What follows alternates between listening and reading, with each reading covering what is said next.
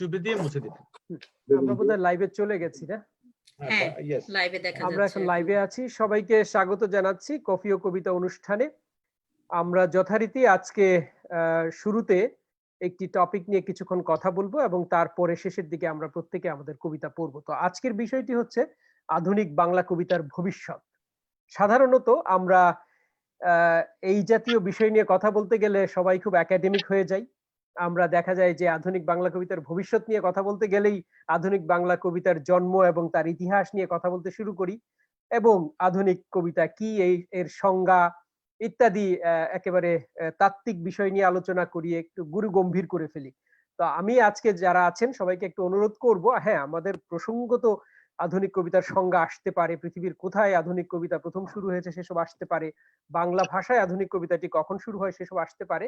অল্প এসে ভবিষ্যৎটা কি, এই যে আমরা ৩০-এর দশকে যে আধুনিক কবিতার যাত্রা শুরু হলো মূলত মাইকেল থেকে আমরা আধুনিক কবিতা ধরি, কিন্তু মাইকেল রবীন্দ্রনাথকে আমি মনে করি যে প্রাক আধুনিক কাল, ৩০-এর দশক থেকে প্রকৃত আধুনিক কাল শুরু।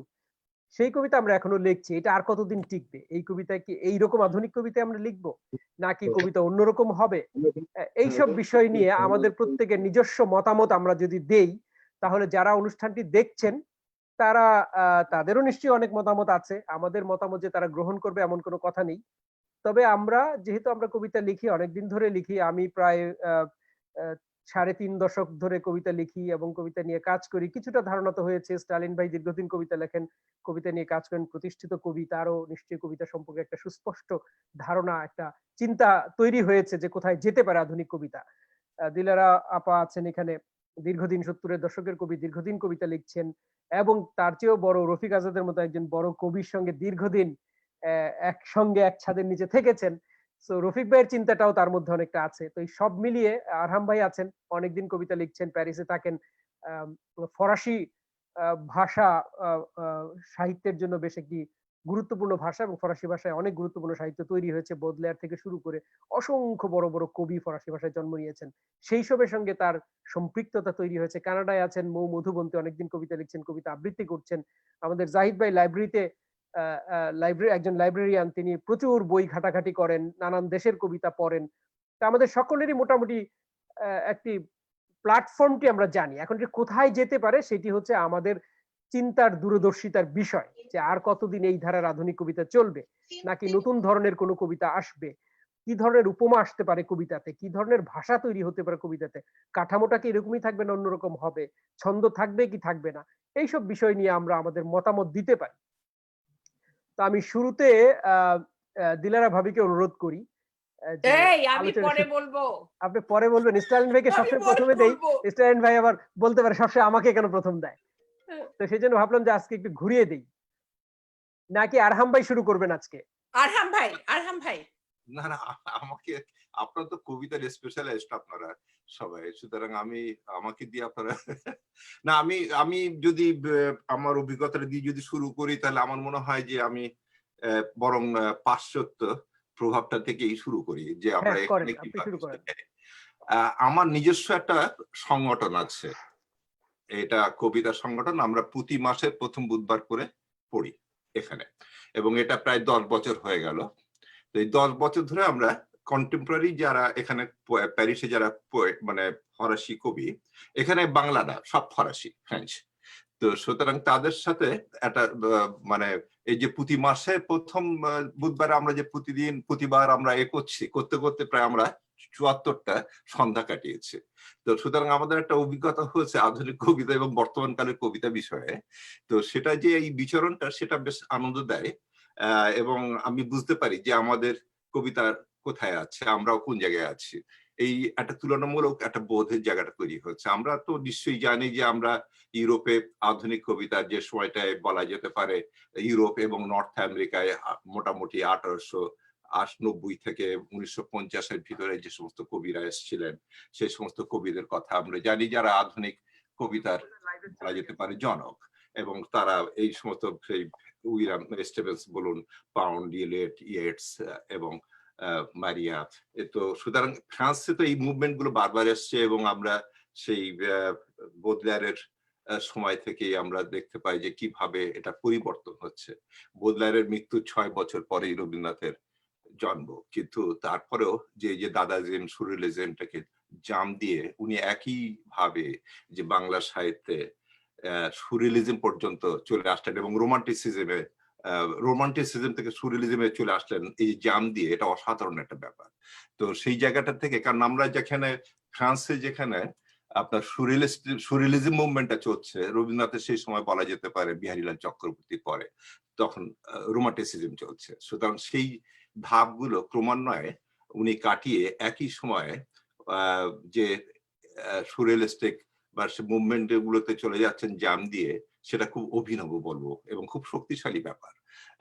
তো আমাদের এখানে বর্তমানকালে যে ব্যাপারটা হয় সেটা হচ্ছে যে কবিতা, ধরুন আমাদের যে সমস্ত সিম্বলাইজ যে সমস্ত ব্যাপারগুলো আমরা ব্যবহার করে আসছি বা আমরা প্রায় কথায় আমরা জানতে পারি আমাদের ছন্দ নিয়ে, আমরা আমাদের বাংলার যে ছন্দ, আমরা অক্ষরবৃত্ত, মাত্রাবৃত্ত, স্বরবৃত্ত বা আমরা থ্রি ভার্স নিয়ে আমরা কথা বলছি, এদের এখানে ঠিক সেইভাবে ওরা এইভাবে চিন্তা এখন করছে কিনা, এটা একটা বেশ মজার প্রশ্ন উঠতে পারে যে আমরা এই জায়গাগুলোতে আমরা এরা চিন্তা করছে কিনা। এদের চিন্তার জায়গাটা কিন্তু ওইভাবে নয়, বরং বলা যেতে পারে ফ্রি ভার্সের প্রাধান্যটা বেশি। আর সেখানে আরেকটা জিনিস যেটা লক্ষণীয়, সেটা হচ্ছে ধরুন আমরা কবিতায় আমরা যে সমস্ত অন্তমিল বা ছন্দ বা বিভিন্ন জায়গায় যে করি, ওরা যে চিত্রপট বা যে প্রতিধ্বনি যেগুলো করি, ওরা কিন্তু ইমেজ গুলো নিয়ে আসতে চায় এবং সেটা কিন্তু কবিতার ভিতরে দেখা যায় যে ধরুন ওরা কবিতা পাঠ করছে, কবিতার ভিতরে সঙ্গীত চলে আসলো, আবার কবিতার ভিতরে পেন্টিং চলে আসলো। তো সেটাকে এখন এইগুলো এরা এক্সপেরিমেন্ট করছে। এবং একটু বোঝার জন্য আরেকটু প্রশ্ন করি যে কবিতার ভিতরে সঙ্গীত চলে আসলো মানে কি? কবিতাটাকে গাইতে শুরু করলো? কবিতাটা ওই কবিতার ভিতরেই গাইতে শুরু হলো বা একজন পেইন্টিংটা কিভাবে আসলো তাহলে? গাইতে শুরু করলো বুঝলাম, পেইন্টিংটা কিভাবে আসলো? আচ্ছা, পেইন্টিংসটা হচ্ছে যে একজন, আমি আমাদের একটা জাপানি, সে জাপান আর কি, মানে কবিতার ও পেইন্টিংস করতে করতে কবিতা পড়ছে, অথবা কবিতা পড়ছে কিন্তু কবিতার ভিতর দিয়েই সে পেইন্টটা করছে। ছবি আচ্ছা, হ্যাঁ, তো সেই ধরনের একটা হচ্ছে, সেটা একটা জাপানি মহিলা করেছিল, এটা অনেক আগের কথা, আমার হঠাৎ করে আপনার পোস্টের প্রেক্ষিতে গিয়ে আমি এটা মনে পড়লো। তো এই ধরনের সমস্ত ব্যাপারগুলো ঘটছে এবং স্পেসটা তৈরি করছে, বিভিন্ন মজাদার একটা ব্যাপার ঘটছে। তো সুতরাং এই ধরনের পরীক্ষামূলক পরীক্ষা নিরীক্ষাগুলো চলছে এবং আপনারা বোধহয় একটা মুভমেন্টের কথা জানবেন যেটা মূলত আমেরিকাতে শুরু হয়েছিল এবং মূলত নিউ ইয়র্কে একটা মুভমেন্ট আছে জান্তরীয়। তো সেই জায়গাগুলো এখন ওই হুজ অ্যান্ড হু এই মুভমেন্টটা এখন বেশ তৈরি হচ্ছে ফ্রান্সেও, প্যারিসে এইগুলো আমরা দেখি। আমার বর্তমান সময়ে আমি একটা ছবি করছি, তার নাম হচ্ছে অ্যান্থেমেনিয়া। এই ছবির শো হচ্ছে 28শে অক্টোবর, এবার 25শে মেতে ছিল। এটা কিন্তু কবিতার উপর এই ছবিটা, তো কবিতা এবং সেটা যে, তো সেটা করতে গিয়েও আমার এই সমস্ত অভিজ্ঞতাগুলো হচ্ছে যে কিভাবে এই জিনিসগুলো অ্যাকুমুলেট হচ্ছে এবং এই স্পেসটা তৈরি হচ্ছে। এটা খুব অসাধারণ ব্যাপার। এটা 90 মিনিটের ছবি।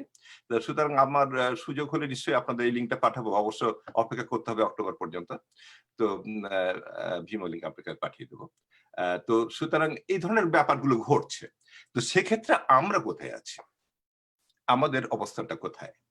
এটা কিন্তু খুব একটা জরুরি কথা। আমার মনে হয় আমরা এবার বাংলার জায়গাটা চলে আসি আধুনিক কবিতার ক্ষেত্রে। তো সুতরাং আমাদের আধুনিক কবিতা, আমি খুব আশাবাদী। আমি মনে করি যে আমাদের বাংলা কবিতায় আমরা অসাধারণ বাংলা কবিতা লিখি, কিন্তু সেই দুঃখজনক হচ্ছেই যে আমাদের কবিতাগুলো ঠিক ওইভাবে অনুবাদ হচ্ছে না, এদের কাছে পরিচিত হয়ে উঠছে না। আমি কবি শামসুর রহমান যখন এখানে আসেন, কবি শামসুর রহমানকে তো কেউ চেনে না।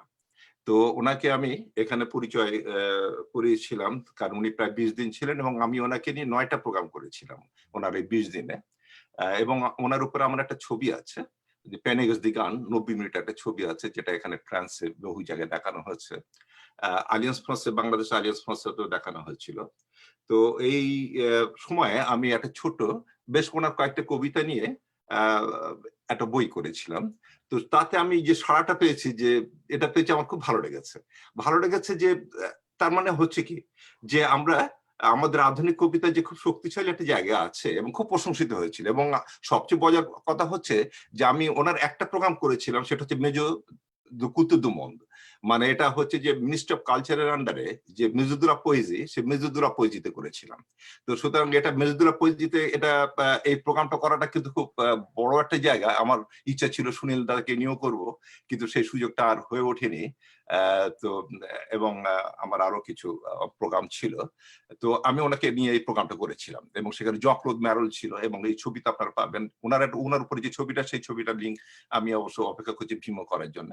তো যাই হোক, আমি যেটা বলতে যাচ্ছি সেটা হচ্ছে যে আমাদের আধুনিক কবিতা সত্যি খুব শক্তিশালী এবং এ ব্যাপারে আমার খুব আমি খুব আশাপ্রদ এবং খুব আশাবাদী। কিন্তু আমাদের এই অনুবাদের কাজটা এটা কিন্তু করতে হবে এবং এটা খুব জরুরি আমার কাছে মনে হয়।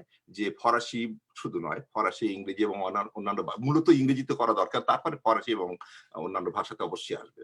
আর এমনি যে বিভিন্ন জায়গায় আমি কিছুদিন আগে আপনাদের একটা আলোচনা শুনলাম যে আমাদের বই মেলাতে প্রচুর বই তৈরি ও বই আসছে এবং সেটা বই হয়। আমার কাছে মনে হয় না যে এই বইগুলো নিশ্চয়ই খুব খুব আশাব্যঞ্জক আমি মনে করি, কারণ এটা হওয়া দরকার। কারণ ভাষা এবং আমাদের ভাষা, আমাদের যে প্রকাশ, সেটা কিন্তু হওয়া দরকার। কারণ এই কারণেই তো আমরা আমাদের ভাষা আন্দোলন এবং বিভিন্ন মুভমেন্টের ক্ষেত্রে আমরা যে এগিয়ে এসেছি এবং বাংলা ভাষা এবং সাহিত্যের যে শক্তিটা, সেখানে কিন্তু এই প্রকাশ ভঙ্গিটা খুব দরকার। তবে কি নিশ্চিতভাবে যখন খুব বেশি উৎপাদন হয়, তার তো সেই শক্তিটা থাকে না, তাই না? এটা তো নির্ভর করবে সেই কবিতার শক্তি, এর ভিতর কারা টিকে থাকবে, কারা ঠিক থাকবে, থাকবে না, সেটা কিন্তু সময় বলে দেবে। সেই জন্য আমার মনে হয় না যে কবিতা জঞ্জাল ছাপ করার জন্য আমাদের কবিদের দায়িত্ব নিতে হবে। সুতরাং এই জায়গাটা কিন্তু আমাদের একটু সতর্ক হওয়া দরকার যে আমাদের এই জঞ্জাল ভিতর দিয়ে, অন্ধকারের ভিতর দিয়ে বরং কিছু আলোকিত কবি বেরিয়ে আসবেন এবং কিছু ভালো কবিতা আমরা পেয়ে যাবো নিশ্চিতভাবে।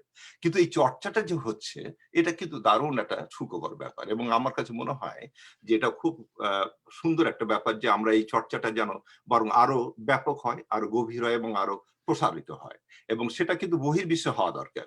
এবং আজকের এই যে মাধ্যমটা দিয়ে আমরা হঠাৎ করে করোনোত্তরকালে আমরা কথা বলার সুযোগটা পাচ্ছি, পরস্পরের মধ্যে যোগাযোগ তৈরি হচ্ছে, এটা খুব সুন্দর একটা ব্যাপার। আমার কাছে মনে হয় যে এটার ভিতর দিয়ে একটা নতুন একটা প্ল্যাটফর্ম তৈরি হচ্ছে, যে প্ল্যাটফর্মের ভিতর দিয়ে আমরা আরো কিছু জানতে পারবো, প্রতিনিয়তই আমরা কিছু জানতে পারবো, শিখতে পারবো এবং আমরা আরো বেশি ইনফরমেটিভ হবো। কারণ একটা কবিতা কিন্তু একটা জায়গায় পড়ে আছে, যে জায়গাটা আমরা বিশেষ কিছু লোক পড়েন, বিশেষ কিছু লোক শোনেন এবং জানেন, কিন্তু এটা ঠিক ওইভাবে প্রচারিত হচ্ছে না। কিন্তু এটা কিন্তু একটা প্রচারের জায়গা তৈরি হতে পারে, প্ল্যাটফর্মটা সুন্দর হচ্ছে এবং কবিতা কিন্তু পাঠের জায়গা। আমার মনে হয় এই পাঠটা নির্মল একটা পাঠ দরকার। তারপরে ভালো হতে পারে, খারাপ হতে পারে, ভালো হলে থাকবে, না হলে থাকবে না। রবীন্দ্রনাথ তো কত কবিতা লিখেছেন, কটা কবিতা থেকেছে, কেমন?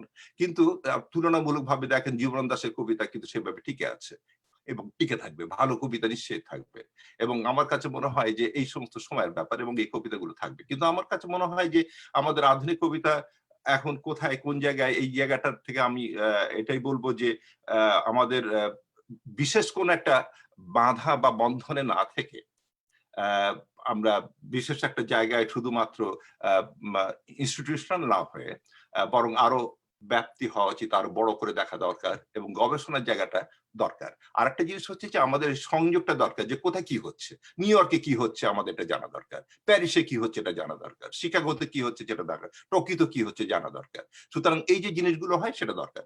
আমি কলকাতায় দেখেছি ওরা যে যেমন ইন্টারন্যাশনাল লিটারেরি মিট করে, তো সেখানে নন্দনে গত বছর দিয়ে আগেও আমি গিয়েছিলাম ফ্রান্স থেকে। তো সুতরাং এই যে একটা আরহাম ভাই, আপনি খুব খুব দামি একটা কথা বলেছেন, খুব গুরুত্বপূর্ণ একটি প্রস্তাব দিয়েছেন। আমি কি আপনাকে একটা অনুরোধ করতে পারি? আমরা এই অনুষ্ঠানে প্রতি সপ্তাহে অন্তত একজন যদি ফরাসি কবিকে আপনি যোগ দিতে, আমি তো আপনাদের বললাম তিনি ফরাসি কবিতায় ফরাসি ভাষায় পড়লেন, আপনি একটু বাংলায় অনুবাদ করে দিলেন, আমরা যাতে বুঝতে পারি। এটা খুব কঠিন, এটা হঠাৎ করে জিস্ট আর কি, কবিতার সারমর্মটা, কবিতা ট্রান্সলেট করা যাবে না, সারমর্মটা একটু বলে দিলেন যে তবে আমি কিছু ইংরেজি ফরাসি কবি কিন্তু তারা ইংরেজি জানে, এই ধরনের কিছু কবিদের সাথে আপনাদের সংযোগ করে দিতে পারি, যারা জানেন আমাদের যে কবিরা, আমাদের যে যেখানে যে কবিরা আসে তারা কিন্তু মালার্মে পুরস্কার প্রাপ্ত কবি, অ্যাবলনে পুরস্কার প্রাপ্ত কবি, জাপল সার্টের পেয়েছে, জ্যাক প্রেভারের পুরস্কার প্রাপ্ত কবি, ফ্রান্স একাডেমি পুরস্কার প্রাপ্ত কবি। সুতরাং কন্টেম্পোরারি কবিদের সাথে আমাদের যদি একটা সংযোগটা তৈরি হয়, যেটা আসলে সুনীল দা আসলে বা আমাদের শামসুর যারা যেটা করতাম আমরা করিও, এবং সুনীল দা আসলে সবসময় এই আড্ডাটা আমাদের হয়। তো সুতরাং হতো আর কি, মানে উনি তো মারা গেছেন, কিন্তু ওনার সাথে যার দীর্ঘ 15-20 বছর ধরে এই জায়গাটা আমাদের তৈরি হয়েছে।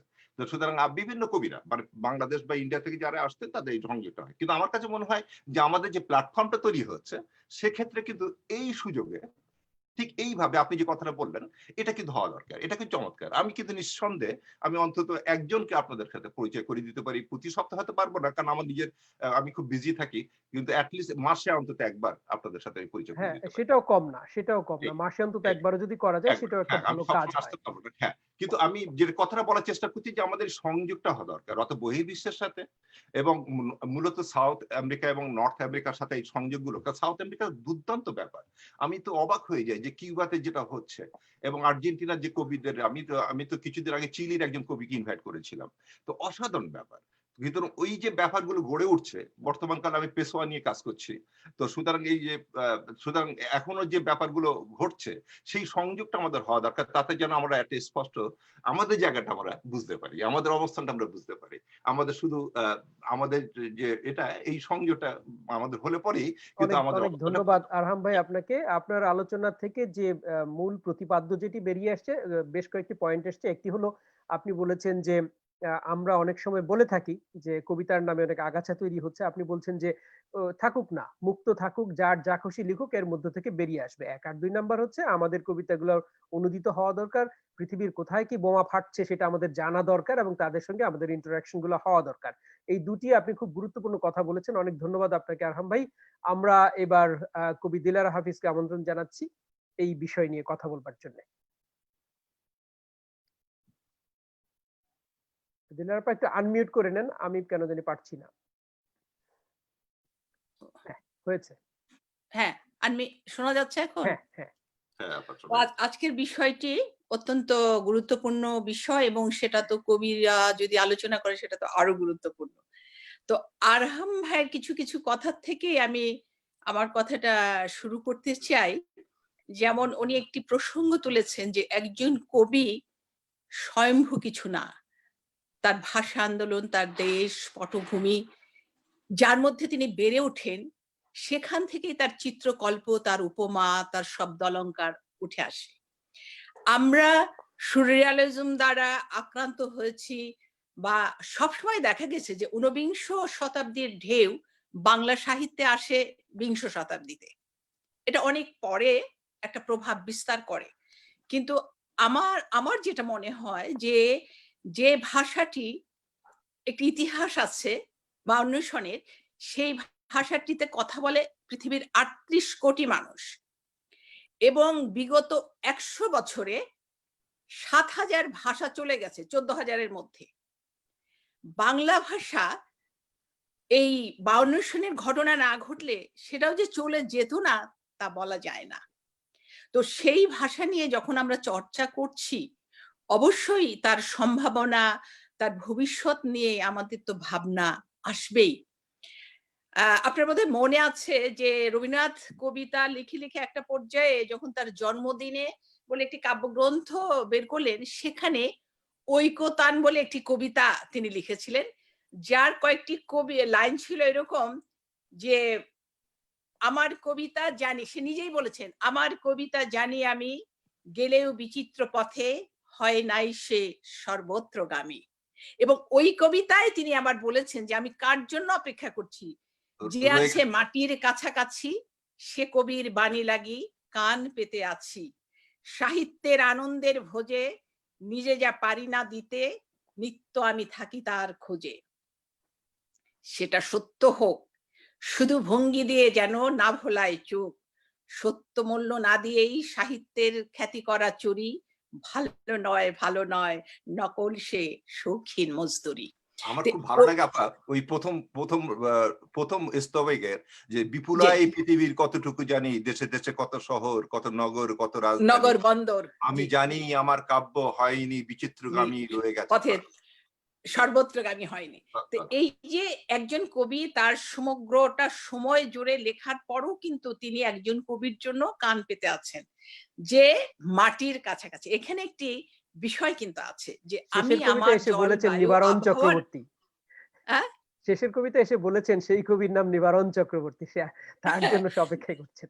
হ্যাঁ, না, তো যাই হোক সেটা হচ্ছে সেটাই মুখ্য নয়। আমি বলছি যে এখানকার যদি একটি ব্যঞ্জনা অর্থকে আমরা ধরি, তাহলে আমি আমার প্রতিবেশ, আমার সময়, আমার যে পরিবেশে বেড়ে ওঠা, সেখান থেকেই কিন্তু একজন কবি তার কবিতা লিখবে।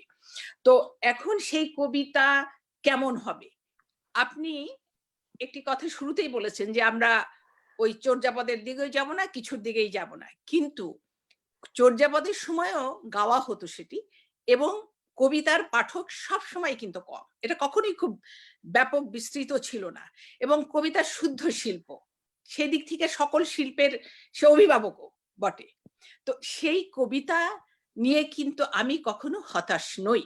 কারণ হলো যে এখন কথাটা কিন্তু এসছে আধুনিক।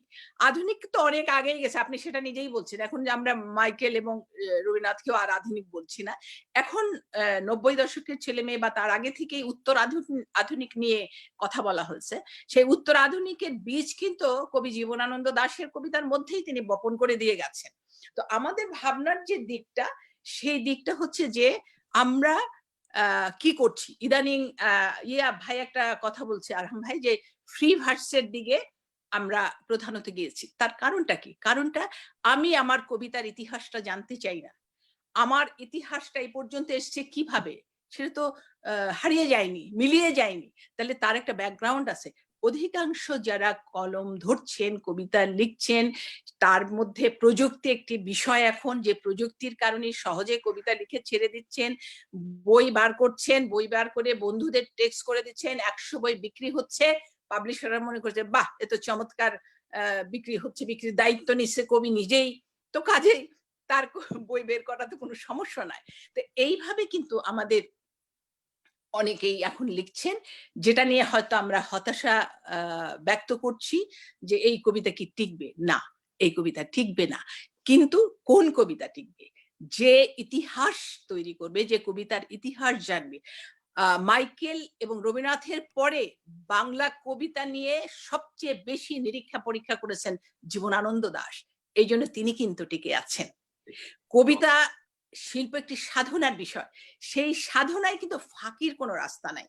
কাজেই যারা এটাকে সম্মুখভাবে জেনে সামনের দিকে এগোবে এবং বহির্বিশ্বে কি হচ্ছে সেটাও যেমন জানবে, পাশাপাশি তার নিজের সমকালের কথা নিজের ভাষায়, নিজের মাটির ভাষায় যখন যে কবিতা বলতে পারবে, সে কবিতা অবশ্যই টিকে থাকবে। আমি খুব আশাবাদী। কবিতা কখনোই হারাবে না। কবিতা চলবে। কবিতার দিন কখনো শেষ হবার নয়। শিল্প যতদিন থাকবে, কবিতা ততদিন থাকবে, মানব সভ্যতা যতদিন থাকবে, কবিতা ততদিন থাকবে। যদিও একটা চমৎকার ছোট্ট লেখা পড়েছিলাম, সেদিন থেকে আমি একটু অন্যভাবে ভাবতে শুরু করছি। যে একটি মেয়ে বলছে যে সব, এটা ফেসবুকে, যে সবকিছু হারিয়ে যাবে, হারিয়ে যাবে, ৩টি বা ২টি কিতাব থাকবে শুধু, আর কোনো বই থাকবে না। তো সেই কিতাবের মধ্যে আমাদের কোরআন, বাইবেল, এরকম ৪টি মানে ধর্মগ্রন্থের কথা বলছে, যে যখন পৃথিবীতে সব ধূলিসাৎ হয়ে যাবে, কোনো কবিতা, শিল্প, সাহিত্য কিছু থাকবে না, তখন এগুলো থাকবে। তা আমি তখন থেকে চিন্তা করছি যে সভ্যতা যখন চলে যায়, তখন তো সমূহ সর্বনাশ, তখন তার কিছুই আমরা অবশিষ্ট ভাবতে পারি না। তো কাজেই আমি আমি কাজী জহির, কবিতা যারা চর্চা করেন, আমি বিশ্বাস করি সেই চর্চার মধ্যে যাদের সাধনা আছে, সারাক্ষণ যাদের অধ্যাবসায় আছে, তারা টিকে থাকবে। আর শৌখিন কবিরা যারা আসেন খ্যাতির লোভে নানান কিছু কারণে, তারা কিছুদিন পরে কিন্তু এমনিতেই হারিয়ে যান। আর কবিতা তো সেই জিনিস যে অনুভূতির গভীর তলদেশ থেকে যে কথাটি সে বলবে, শুনতে নতুন মনে হবে। সেই নতুন কথাটা আমরা বলতে পারছি কিনা, এটাই কিন্তু এখন বিবেচনার বিষয়। এবং সেই নতুন কথাটা যিনি বলবেন, তিনি অবশ্যই টিকে থাকবেন। অনেক ধন্যবাদ কবি দিলারা হাফিজ। খুব সুন্দর। আপনার একটি কথার সূত্র ধরে আমি একটা মন্তব্য করতে চাই, ফ্রি ভার্স না ছন্দ। এই এই এই বিষয়টি নিয়ে আপনি একটু বলেছেন, আর আরহাম ভাই তো তার ভোট দিয়েছেনই ফ্রি ভার্সের পক্ষে। আমার বক্তব্যটি হচ্ছে যে কবিতা যদি ফ্রি ভার্স দাবি করে, একজন কবি যখন লিখবেন তার মাথায় ওটা থাকার দরকার নেই এই কবিতাটাই আমি মাত্রাবৃত্তেই লিখবো, এই কবিতাটাই আমি অক্ষরবৃত্তেই লিখবো। আপনার সাবজেক্টের উপর, আল মাহমুদের সঙ্গে এই বিষয় নিয়ে আমার কথা হয়েছিল, মাহমুদ ভাই বলেছেন যে এটা ডিপেন্ড করে সাবজেক্ট। আমিও তাই মনে করি। আমি যখন একটা কবিতা লিখছি আর একটা দুইটা ভার্স তো স্বর্গ থেকে আসে, সেটা আসার হুম, পরে আমি যখন সেটা লিখতে থাকি, কবিতা যদি দাবি করে free verse, right in free verse, কিন্তু যদি ছন্দে লেখা কঠিন, এত কষ্ট করতে পারবো না, সেই জন্য যদি কেউ ফ্রি ভার্স লেখে, সেই ফ্রি ভার্সে কোনো কাজ হবে না। সেটা হলো আমার কথা। হুম, মানে কঠিনকে যদি ভয় পেয়ে কোনো কবি ফ্রি ভার্সে যায়, হুম। তার দ্বারা কবিতা হবে না। কবিতা একটা এ- সাধনার ব্যাপার, কবিতা কষ্টের ব্যাপার, পরিশ্রমের ব্যাপার এবং একটা স্বতঃস্ফূর্ততারও ব্যাপার। সেই সব মিলিয়েই কবিতা। কষ্ট অ্যাভয়েড হুম। করার জন্য আমি ফ্রি ভার্স বেশিরভাগ আজকাল যেসব ফ্রি ভার্স লিখছেন, যেগুলোকে আমরা ওটাই গার্বেজ হচ্ছে, বলছি, হ্যাঁ ওটাই ওটাই হচ্ছে। হচ্ছে যে হুম। ছন্দ এ- টন্দে এ- লেখা অনেক কঠিন, শিখতে হবে, হ্যাঁ। কাজেই না আমি ছন্দ মানি না, এইটাই হচ্ছে, হুম। এটাই বেশি হচ্ছে, এ- এ- এ- এ- সেটাতেই এ- সমস্যাটা আর এবং কি। এবং যারা বলছে তারা কিন্তু এ কারণেই বলছে, এ কারণেই এবং বলছি। তাদের সামনে তো ওই একটাই কথা যে সত্যরে মানে কঠিন ভেবে সত্য যে কঠিন, কঠিনের ভালোবাসিলাম, এছাড়া কোনো উপায় নাই। কবিদের কিন্তু সহজ কোনো রাস্তা নাই, প্রত্যেক কিছুই কিন্তু সাধনা। তো এবং রফিক আজাদেরও কিন্তু এই বিষয়গুলো অনেক মতামত ছিল যে একজন মানুষ জীবনের প্রথমেই সিদ্ধান্ত নেয় যে আমি কি কবিতার মতো একটি বায়বীয় শিল্পের পিছনে আমার আয়ু শেষ করব কি করব না। রবীন্দ্রনাথের মতো মানুষকেও কিন্তু 1400 সালের মতো কবিতা লিখতে হয়েছে যে আমার এই কবিতা কি তুমি 100 বছর পরে পড়বে। তো এই যে একটা নিশ্চিত যাত্রা, সেই যাত্রায় কিন্তু আমরা জেনে শুনেই আসি। তো হ্যাঁ, কাজেই তার ভবিষ্যৎ ভেবে নিয়ে আমি বিমর্ষ হতে চাই না। যা থাকে হবে। কিন্তু আমি যে লিখে আনন্দ পাচ্ছি, আমি ঠিক। যে লেখার চেষ্টা করছি, আমি যে জানছি আমার অগ্রজ কবিদের, আমাদের সবাইকে যে হ্যাঁ, জানছি, এটাও আমার আনন্দের পরম সাথে সাথে আমি আমাদের একটা আনন্দের আম- আর্টিস্টিক আনন্দের বিষয়। কমিটমেন্ট, সোশ্যাল কমিটমেন্ট, কবিতার অফ কমিটমেন্ট, কোর্স। এই জিনিসগুলো একটু মাথায় না, থাকা দরকার। সোশ্যাল কমিটমেন্ট তো থাকবেই। হুম, এটা তো থাকতেই হবে। মানে আর্টিস্টিক কিন্তু কমিটমেন্টও কিন্তু থাকবে কবিতার সোশ্যাল ব্যাপারে আমার কমিটমেন্টের কাছে পাশাপাশি। একটা একটা বাক্য আমার খুব ভালো লাগে, যে সরিরাই হৃদয় সম্বাদী। এই যে হ্যাঁ। সরিরাই হৃদয় সম্বাদী যে কথাটা, এটা খুব খুব গুরুত্বপূর্ণ আমার কাছে মনে হয়। এটা সুন্দর একটা কথা, যে কবিতায় যদি সেই জায়গাটায় যেতে পারে, তাহলে আর কিছু লাগে না। এই আর কি, যে আমার না অনেক মানে ধন্যবাদ আপনাদের কবিতার দুজনকে। আমরা এবার স্টালিন ভাইয়ের আলোচনা শুনি। আমরা আচ্ছা। অলরেডি হ্যাঁ। 30 মিনিট হয়ে গেছে। স্টালিন ভাইয়ের আলোচনা শুনি, তারপরে মধুবন্তী এবং আব্দুল্লাহ জাহিদ ভাইয়ের মন্তব্য শুনবো। তারপরে আমরা কবিতা পাঠে যাব। কবি রেজাউদ্দিন স্টালিন। স্টালিন ভাই আনমিউট করে নেন। আনমিউট, হ্যাঁ ঠিক আছে। আমাদের আজকে কবিতার বিষয় ছিল বাংলা কবিতার ভবিষ্যৎ, আলোচনার বিষয়। তো আমার মনে হয় যে বাংলা কবিতার ভবিষ্যৎ অন্ধকার, আধুনিক বাংলা কবিতার ভবিষ্যৎ। এই কারণে যে আধুনিক বাংলা কবিতার ভবিষ্যৎ অন্ধকার, কিন্তু কবিতার ভবিষ্যৎ কিন্তু উজ্জ্বল। কবিতা ওই আধুনিকতার জন্য বসে থাকে না, উত্তর আধুনিকতার জন্য বসে থাকে। আমরা যদি বলি যে আমাদের বাংলার প্রথম আধুনিক কবি মাইকেল মধুসূদন দত্ত, তো তিনি নিজে কখনো বলেননি যে আমি আধুনিক কবিতা লিখি। আধুনিক আধুনিক কবিতার জন্ম হয়েছে 1921 সালে, মানে এটা ইস্তেহার তৈরি করে ঘোষণা করা হয়েছে 1920 সালে। ইয়েটসরা যখন বললেন যেখানে আবেগের মুক্তি, যেখানে রোমান্টিসিজমের মুক্তি, সেখানেই আধুনিকতার সূত্রপাত, সেখানে আধুনিকতার যাত্রা।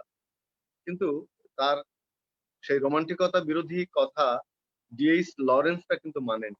তারা বলছেন যে কবিতা হলো স্বতঃস্ফূর্ত, অসম্ভব আবেগ থাকতে হবে, এবং আমরা আমাদের আবেগের উচ্ছলতা দিয়ে কবিতা লিখি। ডিএইচ লরেন্সটা ইয়েটসের সেই কথা তারা মানে। এবং সত্যিকার অর্থে দেখেন 30-এর দশকে যখন ইউরোপীয় আধুনিকতা নিয়ে আমাদের পঞ্চপাণ্ডব 30-এর কবিরা শুরু করলেন, সে সময় কিন্তু আর একজন কবি বেরিয়ে এলেন এই আধুনিকতাকে বিদ্যাদৃষ্টি প্রদর্শন করে। তিনি হচ্ছেন জসিমউদ্দিন। তিনি একদম কোন ভাষায় কবিতা লিখলেন, এটা কি আধুনিক আধুনিক ভাষা? অবশ্যই সেই সময়ের আধুনিক ভাষায় তিনি কবিতা লেখেন। তিনি লিখেছেন তার নিজের ভাষা, মানুষের কাছে যে ভাষাটা গেলে মানুষ বুঝতে পারবে, সেই ভাষায় তিনি লিখলেন। এবং তাকে সেই সময়ে তার কবিতা তো আধুনিক কবিরা গ্রহণ করেনি, কিন্তু সবুজ পাতায় তার ওই কবর কবিতাটি ছাপা হয়েছিল, ব্র্যাকেটে লেখা ছিল গ্রামের কবিতা।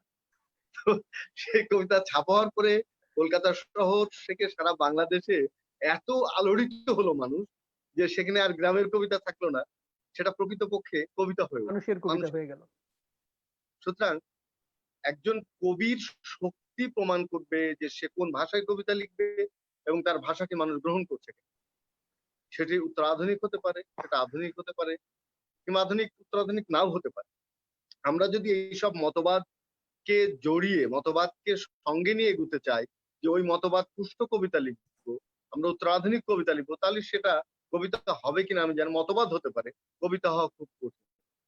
এই যে সুররিয়ালিজমের কথা আমরা বলি, ম্যাজিক রিয়ালিজমের কথা আমরা বলি, যারা এটা প্রবক্তা ছিলেন, আন্দ্রে বেতো থেকে এটা শুরু হয়েছিল, তারপরে গিওম অ্যাপোলোনিয়ার, এবং তারপরে আরো বড় বড় কবিরা যারা এই সুররিয়ালিজমের চর্চা করলেন, তারা কিন্তু অত বড় কবি হতে পারলেন। বরং যারা এইসব নিয়ে মাথা তত ঘামাননি, তারা কিন্তু বড় কবি হয়ে গেল। বোদলেয়ার, তিনি এসব নিয়ে কোনো মাথা ঘামাননি, তিনি কবিতা লিখতে চেয়েছেন এবং তিনি অসাধারণ কবিতা লিখলেন ক্রুতামাল, এবং সেটা নিষিদ্ধ ঘোষণা করা হলো। কিন্তু তাকে তার সময় তো গ্রহণ করেনি, পরবর্তী সময়েও গ্রহণ করা হয়নি। কিন্তু একজন কবি তাকে স্বীকৃতি দিলেন, তিনি হচ্ছেন আর্থুর র্যাবো। তিনি কিন্তু আধুনিক কবি হতে চান, তিনি আধুনিকতার বিরুদ্ধে কবিতা লিখেন। তিনি এমন এক জগৎ তৈরি করলেন কবিতা, যে জগৎ সম্পূর্ণ তার নিজস্ব, এবং তিনি বললেন বোদলেয়ার হচ্ছে কবিদের ঈশ্বর, দ্রষ্টা, রাজা, এবং তিনি স্বীকৃতি দিলেন আর্থুর র্যাবো বোদলেয়ার। আমরা জানি যে এই যে আধুনিকতা, উত্তর আধুনিকতা, ম্যাজিক রিয়ালিজম, সুররিয়ালিজম, এইসব মতবাদ পুষ্ট কবিতা কতটা মানুষের কাছে যায়? আমরা শুধু মতবাদ ধরে রাখবো, নাকি আমরা মানুষের কথা বলবো? আমাদের যে কবিতায় মানুষের কথা বলা হচ্ছে সেটাই আধুনিক কবিতা। এবং মাইকেল তার সমকালে আধুনিক, আধুনিকতাটি আপেক্ষিক। তারপরে ঈশ্বরচন্দ্র বিদ্যাসাগর এর সময়ে যে সমস্ত কবিরা এসেছিলেন, সে যে বাংলা ভাষা তখন তৈরি করা হয়েছিল, সেই সময়ের কবিরা যদি মানুষের কথা বলে থাকেন, তাহলে তারা আধুনিক কবি, তার সময়ের আধুনিক কবি। আমরা যদি সেই সবচেয়ে যে কবিতাটি আমরা মুখে মুখে বলি, আমার সন্তান যেন থাকে দুধে ভাতে, এটি আধুনিক কবিতা নয়? তার সময়ের সবচেয়ে আধুনিক উচ্চারণ সেটি। মানুষের চেয়ে বড় কিছু নয়, নয় কিছু মহিয়ান, নজরুল বললেন, তার সময় তো নজরুল সবচেয়ে আধুনিক কবি। এবং জীবনানন্দের সময় তো আধুনিক কবি নজরুলকে অনুকরণ করতে বাধ্য হয়েছিলেন, কারণ তিনি বুঝেছিলেন যে এটা মানুষ গ্রহণ করেছে এই কবিতা। এবং ঝরা পালকের পুরোটাই তো নজরুল, তাই না? তো পরে জীবনানন্দ দাশ বেরিয়ে এলেন, বেরিয়ে এসে একটা নিজস্ব কাব্য ভাষা তৈরি করলেন, এবং সেই ভাষাটিকে তিনি কখনো নিজেকে দাবি করেননি যে আমি আধুনিক কবি। তিনি কবি, এবং রবীন্দ্রনাথও কখনো আধুনিক কবি কি না তিনি সেটা বলেননি। আমরা বলতে চাই যে ভালো কবিতা লিখতে হবে। আমার সময়ের যে ভাষা, আমার সময়ের মানুষের যে সামাজিক অবস্থান, আমার সময়ের যে অর্থনৈতিক রাজনৈতিক যে পরিভাষা, সেটা যদি আমি আমার কবিতায় আয়ত্ত করতে পারি, তাহলে কিন্তু আমার ভাষাটি মানুষ গ্রহণ করবে, এবং সেটি হবে আধুনিক আধুনিক ভাষা। আমার ভাষা কেউ বুঝবে না, আমি এমন ইমেজ তৈরি করবো, এমন চিত্রকল্প দেবো, যা মানুষের কাছে আজীবন অবদ্ধ থেকে যাবে এবং সেটিকে গ্রহণ করতে পারবে না। আমি বলবো আমি অনেক বড় কবি, তাহলে সেটা কিন্তু হবে। আমরা জানি যে পৃথিবীতে অনেক ভাষা এই আভিজাত্য এবং অহংকারের কারণে ধ্বংস হয়ে গেছে, এবং আপনারা জানেন হিব্রু ভাষা, আমরা জানি সংস্কৃত ভাষা, অনেক বড় বড় কবি থাকা সত্ত্বেও সেসব ভাষা কিন্তু এখন আর চর্চিত হচ্ছে না। তার প্রধান কারণ সেই ভাষাগুলো গণমানুষের কাছে এসে পৌঁছায়নি, মানুষের মুখের ভাষার কাছে এসে পৌঁছায়নি। আমাদের বাংলা ভাষা কেন টিকে আছে, তার প্রধান কারণ হচ্ছে এটা মানুষের একদম মুখের কথার ভাষা। এখানে জসিমউদ্দিন আছেন, এখানে মাইকেল আছেন, এখানে রবীন্দ্রনাথ আছেন, এখানে আল মাহমুদ আছেন, শামসুর রহমান আছেন। তারা কিন্তু তার সময়ের মানুষের ভাষাকে ধরতে চেয়েছেন, এবং সেটা দিয়ে তিনি কবিতা লেখার চেষ্টা করেছেন। তিনি কোনো মতবাদ দিয়ে কবিতা লেখার চেষ্টা করেননি, কোনো বড় কবিরা তা করেন। হয়তো তার কবিতায় আমরা মতবাদ খুঁজে পাই। আমরা যদি এখন উত্তর আধুনিকতা খুঁজি, মানে আমাদের বিদ্রোহী কবিতার মধ্যে আমরা কি পাবো না? উত্তর আধুনিকতার মধ্যে একটা দেখা যাবে যে বিদ্রোহী কবিতার মধ্যে উত্তর আধুনিকতার স্টালিন ভাই, বীজ ভয়াবহ স্টালিন ভাবে ভাই, আপনার আলোচনা একটা ইঙ্গিত পাচ্ছি। তাহলে কি আপনি এটাই বলতে চাচ্ছেন, আজ থেকে 50 বছর 100 বছর পরে তখনকার মানুষ যে ভাষায় কথা বলবে, সেই ভাষায় যে কবিতা হবে সেটাই আধুনিক কবিতা, সেটাই টিকে থাকবে, এটাই আপনি বলতে চাচ্ছেন? সেটাই তো আধুনিক কবিতা হবে, কারণ সেই ভাষা যদি মানুষ যদি তোমার ভাষা না বোঝে, তোমার ইমেজ চিত্র, ধরেন 90 দশকের কবিরা বলছে যে আমরা ছন্দ টন্দ করবো না, আমরা ফ্রি ভার্সে লিখবো, আমরা শুধুই ইমেজ তৈরি করব, এক লাইনের সঙ্গে আরেক লাইনের ইমেজের কোনো সূত্র যোগসূত্র থাকবে না। এই ধরনের অনেক কবিতা আমরা দেখছি, এবং ফেসবুক, টুইটার দিয়ে সেটা একটা প্রচার করে বই মেলায় গিয়ে বই বিক্রি, সে সমস্ত হচ্ছে, মনে হচ্ছে যে এই মনে হয় সবচেয়ে বড় বই, এই খুব জনপ্রিয় বই। কিন্তু সেটা তো সাধারণ মানুষ সেই ভাষা তো বুঝছে না, সাধারণ মানুষের কাছে সেই ভাষা পৌঁছচ্ছে না। সুতরাং সেটা কতদিন টিকবে সেটি আমরা জানি না। সেই জন্য জীবনানন্দ দাশকে কিন্তু রূপসী বাংলা লিখতে হয়েছিল। বাংলার মুখ আমি দেখিয়াছি তাই পৃথিবীর রূপ দিতে যায় না, আর অন্ধকারে জেগে ওঠে ডুমুরের গাছে চেয়ে দেখি ছাতার মতন বড় পাতাটির নিচে বসে আছে ভোরের দোয়েল পাখি। এই রূপসী বাংলা লিখে তাকে কিন্তু বাঁচতে হলো। যতই পরীক্ষা নিরীক্ষা যাই করতে, রূপসী বাংলায় থাকবে, ওই আল মাহমুদের সোনালী কাবিনী থাকবে, ওই শামসুর রহমানের আদিগন্ত নগ্ন পদধ্বনি থাকবে, তাই না? রফিক আজাদে তুমি আমার আর্কেডিয়া থাকবে, এইসব নির্মলানন্দ গুণের ওই প্রেমাংশু রক্ত চাই থাকবে, এগুলো থাকবে এই কারণে এগুলো মানুষের সেই সময়ের মানুষের মুখের ভাষা, মানুষের আত্মাকে ধরার চেষ্টা করেছে। রবীন্দ্রনাথ তার 1400টা কবিতায় তিনি বলেছিলেন যে এই কবিতা আমার 100 বছর পরে কেউ পড়বে কিনা, তিনি সন্দেহ প্রকাশ করেছিলেন যে সে তার এই ভাষা ওই সময়ের মানুষের কাছে যাবে কিনা। তো নজরুল আবার পরবর্তীকালে 1400 সাল কবিতা আর একটা লিখে উত্তর দিলেন, গুরুদেব আপনি যে কবির লাগি কান পেতে আছেন সে তো আমি কিন্তু সেই কবি। নজরুল কিন্তু উত্তর দিয়ে বসে আছেন। তো এরকম আনন্দদায়ক ঘটনা কিন্তু আমাদের সাহিত্যে আছে। আমাদের আরাম ভাই বৈশ্বিক কবিতার কথা বললেন যে সেখানে পেন্টিং ঢুকানোর চেষ্টা করা হচ্ছে, গান ঢুকানোর চেষ্টা করা হচ্ছে। কবিতাটা অ্যাকচুয়ালি পারফর্মিং আর্ট, এবং সেই পারফর্মিং আর্টটাকে, সেই কবিতাটাকে আরো কত বেশি গ্রহণীয় করা যায়, মঞ্চে আরো বেশি বেশি সমাদরণীয় হয়ে উঠতে পারে, এবং বৈশ্বিক কবিতা কি অবস্থায় এগুচ্ছে, তারা কিভাবে তাদের সমাজের মানুষের কাছে যেতে চাচ্ছে, সেটি যদি আমরা দেখি। আর আমাদের সমাজ আর তাদের সমাজ তো এক নয়, আমাদের বিশ্বাস আর তাদের বিশ্বাস এক নয়, আমাদের ধর্মাচরণ, আমাদের সাংস্কৃতিক আচরণ, আমাদের ঐতিহ্য এক নয়, কিন্তু সমগ্র বিশ্বের মানব সভ্যতার একটা সিনক্রোনাইজেশন আছে, একটা রেখা আছে, যে রেখার মধ্যে গেলে আমরা ধরতে পারি, একটা টোন ধরতে পারি। যেরকম আমরা মায়াকোভস্কিকে ধরতে পারি, আমরা যদি রুশ কবিতা ইয়েভগেনি ইয়াভতুশঙ্কোর কাছে যাই আমরা সেখানে ধরতে পারি, আমরা বরিস পাস্তর্নাককে ধরতে পারি, আন্না আখমাতোভাকে ধরতে পারি, আমরা যদি বিশ্বের পাবলো নেরুদার কাছে যাই ধরতে পারি, আমরা যদি র্যাবো বোদলেয়ারের কাছে যাই ধরতে পারি। অর্থাৎ একটা কণ্ঠস্বর কিন্তু আছে, সর্বমানবের কণ্ঠস্বর। সেই মানব সভ্যতার কণ্ঠস্বরটি যে কবিতার মধ্যে ধ্বনিত হয়, সেই কবিতাটি কিন্তু টিকে থাকে, এবং সেটা সবসময় আধুনিক থাকে, এবং তাকে আর পিছনে ফিরে তাকাতে হয় না। তো আমরা বাংলা কবিতায় সেই সব মহত্তম কবিদের সন্ধান করব ভবিষ্যতে, যারা ওই সারা বিশ্ব মানবের কণ্ঠস্বর ধরবেন, পাশাপাশি তার সমাজের কণ্ঠস্বর, তার সময়ের ভাষাটি, তার সময়ের সংকট এবং উত্তরণের যে জায়গা, সেটিও তিনি নির্দেশ করবেন। তাহলে কিন্তু আমরা আমাদের কবিতায় টিকে থাকতে পারবো। কবিতায় যতই স্বল্প পাঠক থাকুক, যাই থাকুক না কেন, কবিতা হচ্ছে মানুষের রুচি তৈরি করার সবচেয়ে বড় জায়গা। এবং ওই যে জেলের হাফিজ বললেন, যে একজন বলেছেন যে সারা পৃথিবীতে সব ধ্বংস হয়ে গেলে 4টি কিতাব থাকবে, ওই 4টি কিতাবও কিন্তু কবিতা দিয়ে লেখা, মনে রাখতে হবে। ধন্যবাদ। অনেক ধন্যবাদ স্টালিন ভাই। আমরা কিছু কমেন্ট পেয়েছি, সেগুলো একটু পড়ে শোনাই। শফিকুল কাদের তিনি বলেছেন, এখন তো অতি আধুনিক কবিতা লেখা হচ্ছে, আধুনিক ও অতি আধুনিকতা কিছু জানতে চাই। মাহমুদ হুসাইন বলেছেন, এই ধরনের আলোচনা চলমান রাখবেন আশা করি। কবি কাজী জহিরুল ইসলাম আপনার কাছ থেকে আবৃত্তি শুনতে চাই।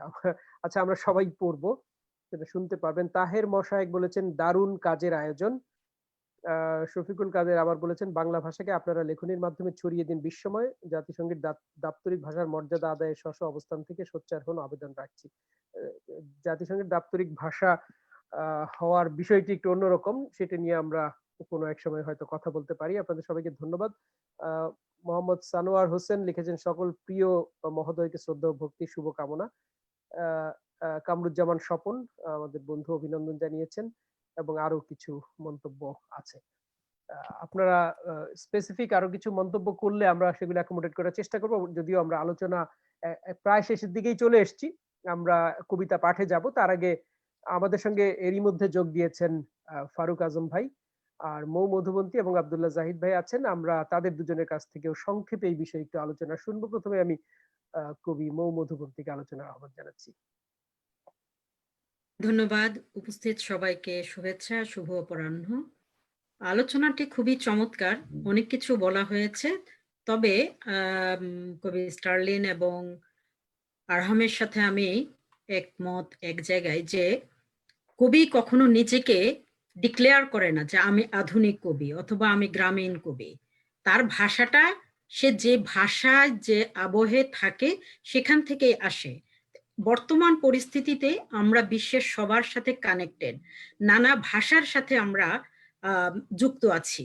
তো আমি যখন একটি কবিতা লিখছি বাংলায়, সেটা আবার দেখা গেল যে একজন ইংরেজ কবি সেটা ইংরেজিতে গুগল ট্রান্সলেট করে পড়ে কিছুটা হলেও ওটা উপলব্ধি করতে পারছে, আরেকজন হয়তো স্প্যানিশ কবি, সেও পড়ছে।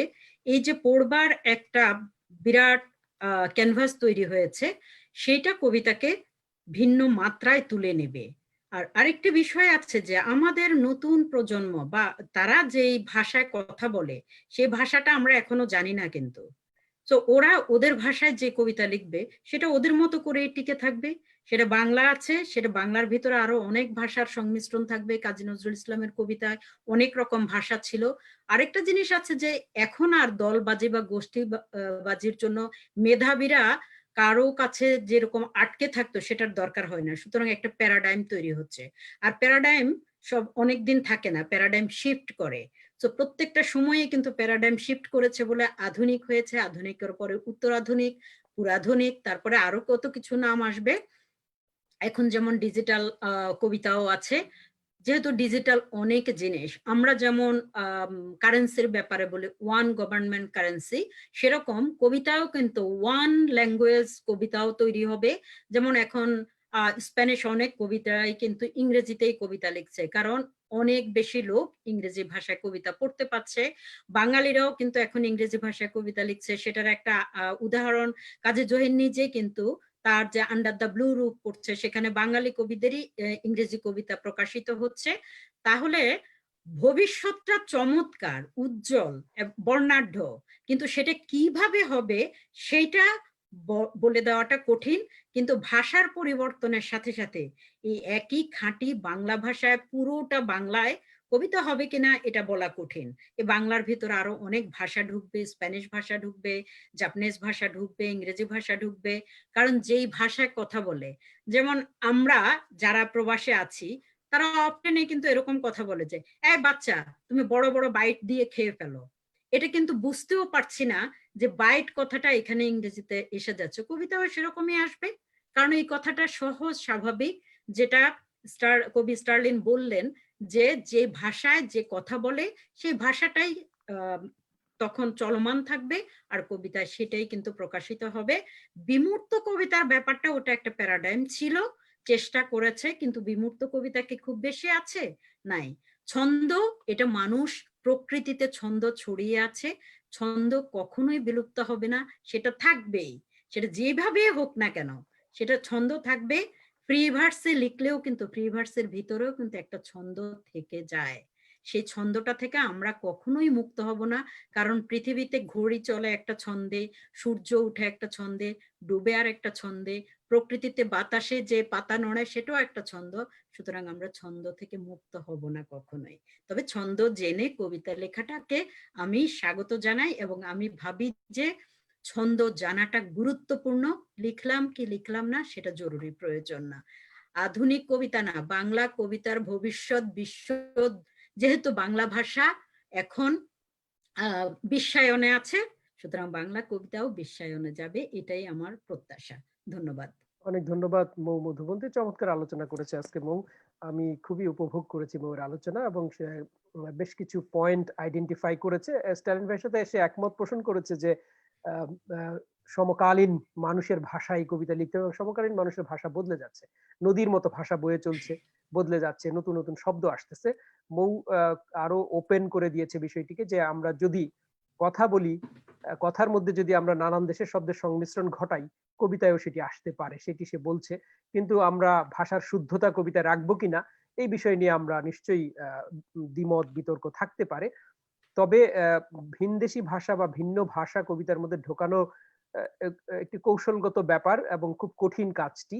যেমন আল মাহমুদ কি করেছেন, লোকজ শব্দ ঢুকিয়ে দিয়েছে, এবং এমন ভাবে ঢুকিয়েছে আরোপিত মনে হয় না, আরোপিত যেন মনে না হয়। একটি বিদেশি শব্দ আসতে পারে কিন্তু মনে যেন হয় না কবি এটি ইচ্ছা করে ঢুকিয়েছে। এটি ন্যাচারালি যদি চলে আসে সেইটি ভাষার স্বাভাবিকতা, সেইটিকে আমি ব্যক্তিগতভাবে গ্রহণ করি। কিন্তু কেউ কেউ চেষ্টা করেন যে ঠিক আছে আমি এখানে একটা স্প্যানিশ শব্দ ঢুকাইয়া দিলাম, এই ঢুকাইয়া দিলে কিন্তু বিপদ, ঢুকাইয়া দেওয়া যাবে না, ন্যাচারালি আসতে হবে। আমি সবসময় মনে করি যে কবিতায় একটা স্বতঃস্ফূর্ততা দরকার।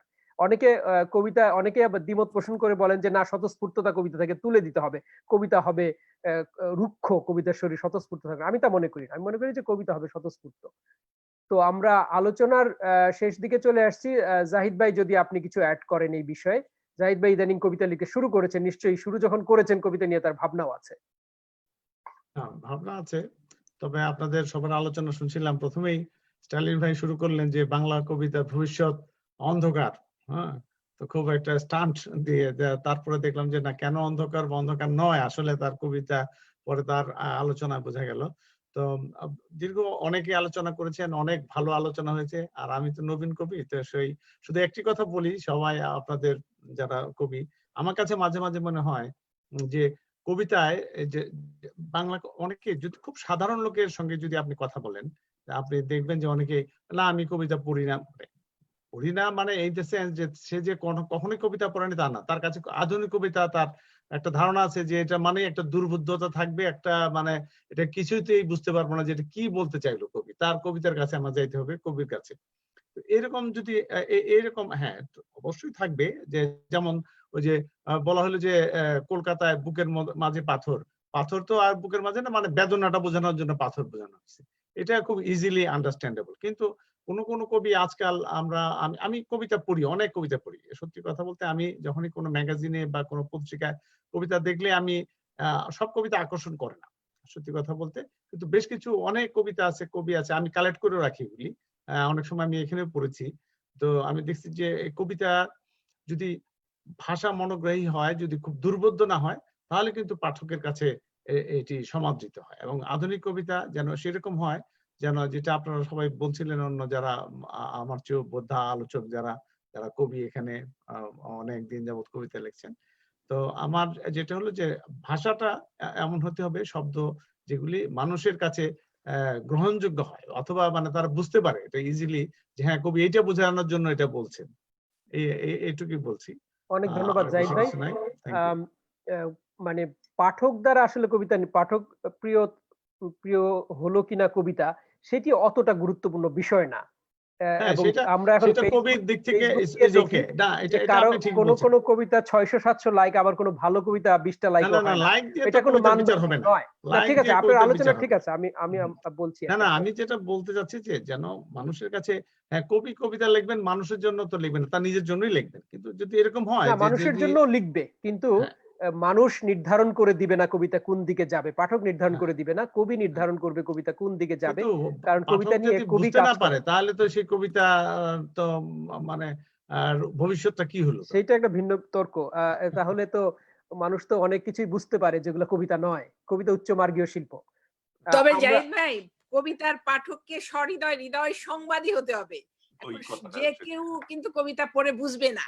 জীবন এটা দাস আমাকে বলেছেন ধরে নিতে সকলেই হবে। কবি নয়, কেউ কেউ কবি। কবিতার হ্যাঁ, পাঠকের ক্ষেত্রে এটি প্রযোজ্য, সকলেই পাঠক নয়, কেউ কেউ পাঠক। হ্যাঁ, কেউ yes। কেউ পাঠক। কারণ এত সহজে একটি উপন্যাস পড়ে বুঝবে যে কেউ, কিন্তু সেই সেই পড়াশোনা না থাকলে কবিতা বোঝা সবার পক্ষে সম্ভব না। এটা আমাকে ধরে নিতেই হবে। কবিতার নিজস্ব একটা ভাষা আছে, সেটাই। হ্যাঁ, কবিতার নিজস্ব একটা ভাষা আছে। এবং নিউ ইয়র্কে আমি ভুলে গেছি, একজন রাশিয়ান কবি কবিতা পড়ছিলেন তখন, খুব বিখ্যাত কবি, আমি ভুলে গেছি কি। তো উপস্থিত আহ, আহ, কবি কবিরা অনেক, আমেরিকার অনেক বিখ্যাত কবিরাও ছিলেন, অনেকে ছিলেন। তো আহ, সেটা আবার ইংরেজিতে অনুবাদ করা হচ্ছিল। তো তারপরে একজন আমেরিকান কবি বলছেন যে আচ্ছা, অনুবাদ করার দরকার নাই, সে তাকেই পড়তে দাও, ডিস্টার্ব হচ্ছিল অনুবাদে। তো উনি ওনার রাশিয়ান ভাষায় পড়ে গেলেন এবং তারা খুবই বাহবা দিলেন, বলেন যে না, এই যে sound, it has, poetry has its own language, এই যে সে তার মাতৃভাষায় পড়লো, এটাই অনেক বেশি শ্রুতি মধুর হয়েছে এই ট্রান্সলেশনের চেয়ে। আমি একটা আমেরিকান একটা কবিতা সভায় কবিতা পড়তে গিয়েছিলাম। এটা হচ্ছে আপনার বিখ্যাত আমেরিকান কবি ওয়াল্ট হুইটম্যান মিউজিয়ামে। তো সেখানে আমি কবিতা পড়তে যাওয়ার পরে আমি ইংরেজিতে পড়লাম, আমার ইংরেজি উচ্চারণ তো খুবই বাজে। তো আমি আমার ইংরেজিতে লেখা কবিতাই পড়লাম। তো ওরা জানতে চাইলো, 35 জনের মতো ছিল ওখানে কবি। তো জানতে চাইলো যে তোমার মূল ভাষাটা কি। আমি বললাম আমার মূল ভাষা বাংলা। বলে তুমি একটা বাংলায় কবিতা পড়ে শোনাও। তোমরা তো কিচ্ছু বুঝবা না। বলে না, না বুঝলো তুমি একটা পড়ে শোনাও। আমার সাথে নাই, যেহেতু আমি আমেরিকানদের সামনে পড়বো, বাংলা কবিতা নিয়ে আসি নাই। তবে তোমরা অপেক্ষা করলে আমি গাড়ি থেকে আনতে পারি, আমার গাড়িতে আছে। বলে ঠিক আছে, গাড়ি থেকে এনে শোনাও। আমি তাহলে তোমরা কবিতা চালাতে থাকো, আমি আসি। বলে না, আমরা স্টপ করে রাখবো, তুমি আসো, তোমার কবিতা শোনার পরে আমরা কবিতা পড়বো। ওরা 5 মিনিট বন্ধ করে রাখলো। আমি গিয়ে গাড়ি থেকে বাংলা 2টা ছন্দের কবিতা নিয়ে আসলাম এবং আমি সেই কবিতা 2টা পড়ে শোনালাম। পড়ে শোনানোর পরে তারা খুবই প্রশংসা করলো এই শব্দ সাউন্ডটার, এবং এসে এই লেখাগুলোর উপর আঙ্গুল বুলিয়ে বুলিয়ে দেখলো এবং জিজ্ঞেস করলো এটা ডান দিক থেকে শুরু হয় না বাম দিক থেকে শুরু হয়? বাংলা ভাষা নিয়ে তাদের নানান প্রশ্ন। আমি দেখলাম যে মূল ভাষাই বেশি পপুলারিটি পেলো, আমার ইংরেজি পার্ট পপুলারিটি পেলো না। আমি একটা যোগ করতে পারি, আমাদের এই যে অনুষ্ঠানে যে আপনাকে বললাম, এখানে দেখা যায় বিভিন্ন ভাষার কবিরা আসে, কিন্তু আমরা সব সময় কিন্তু মূল ভাষাটা পড়তেই হবে। মূল ভাষাটা না পড়ে কেউ কিন্তু মানে আমার নিজের বইতেও মানে একদিকে বাংলা একদিকে ফরাসি, সুতরাং বাংলাটা আমাদের পড়তেই হবে, বাংলা পড়ে তারপর ফরাসি।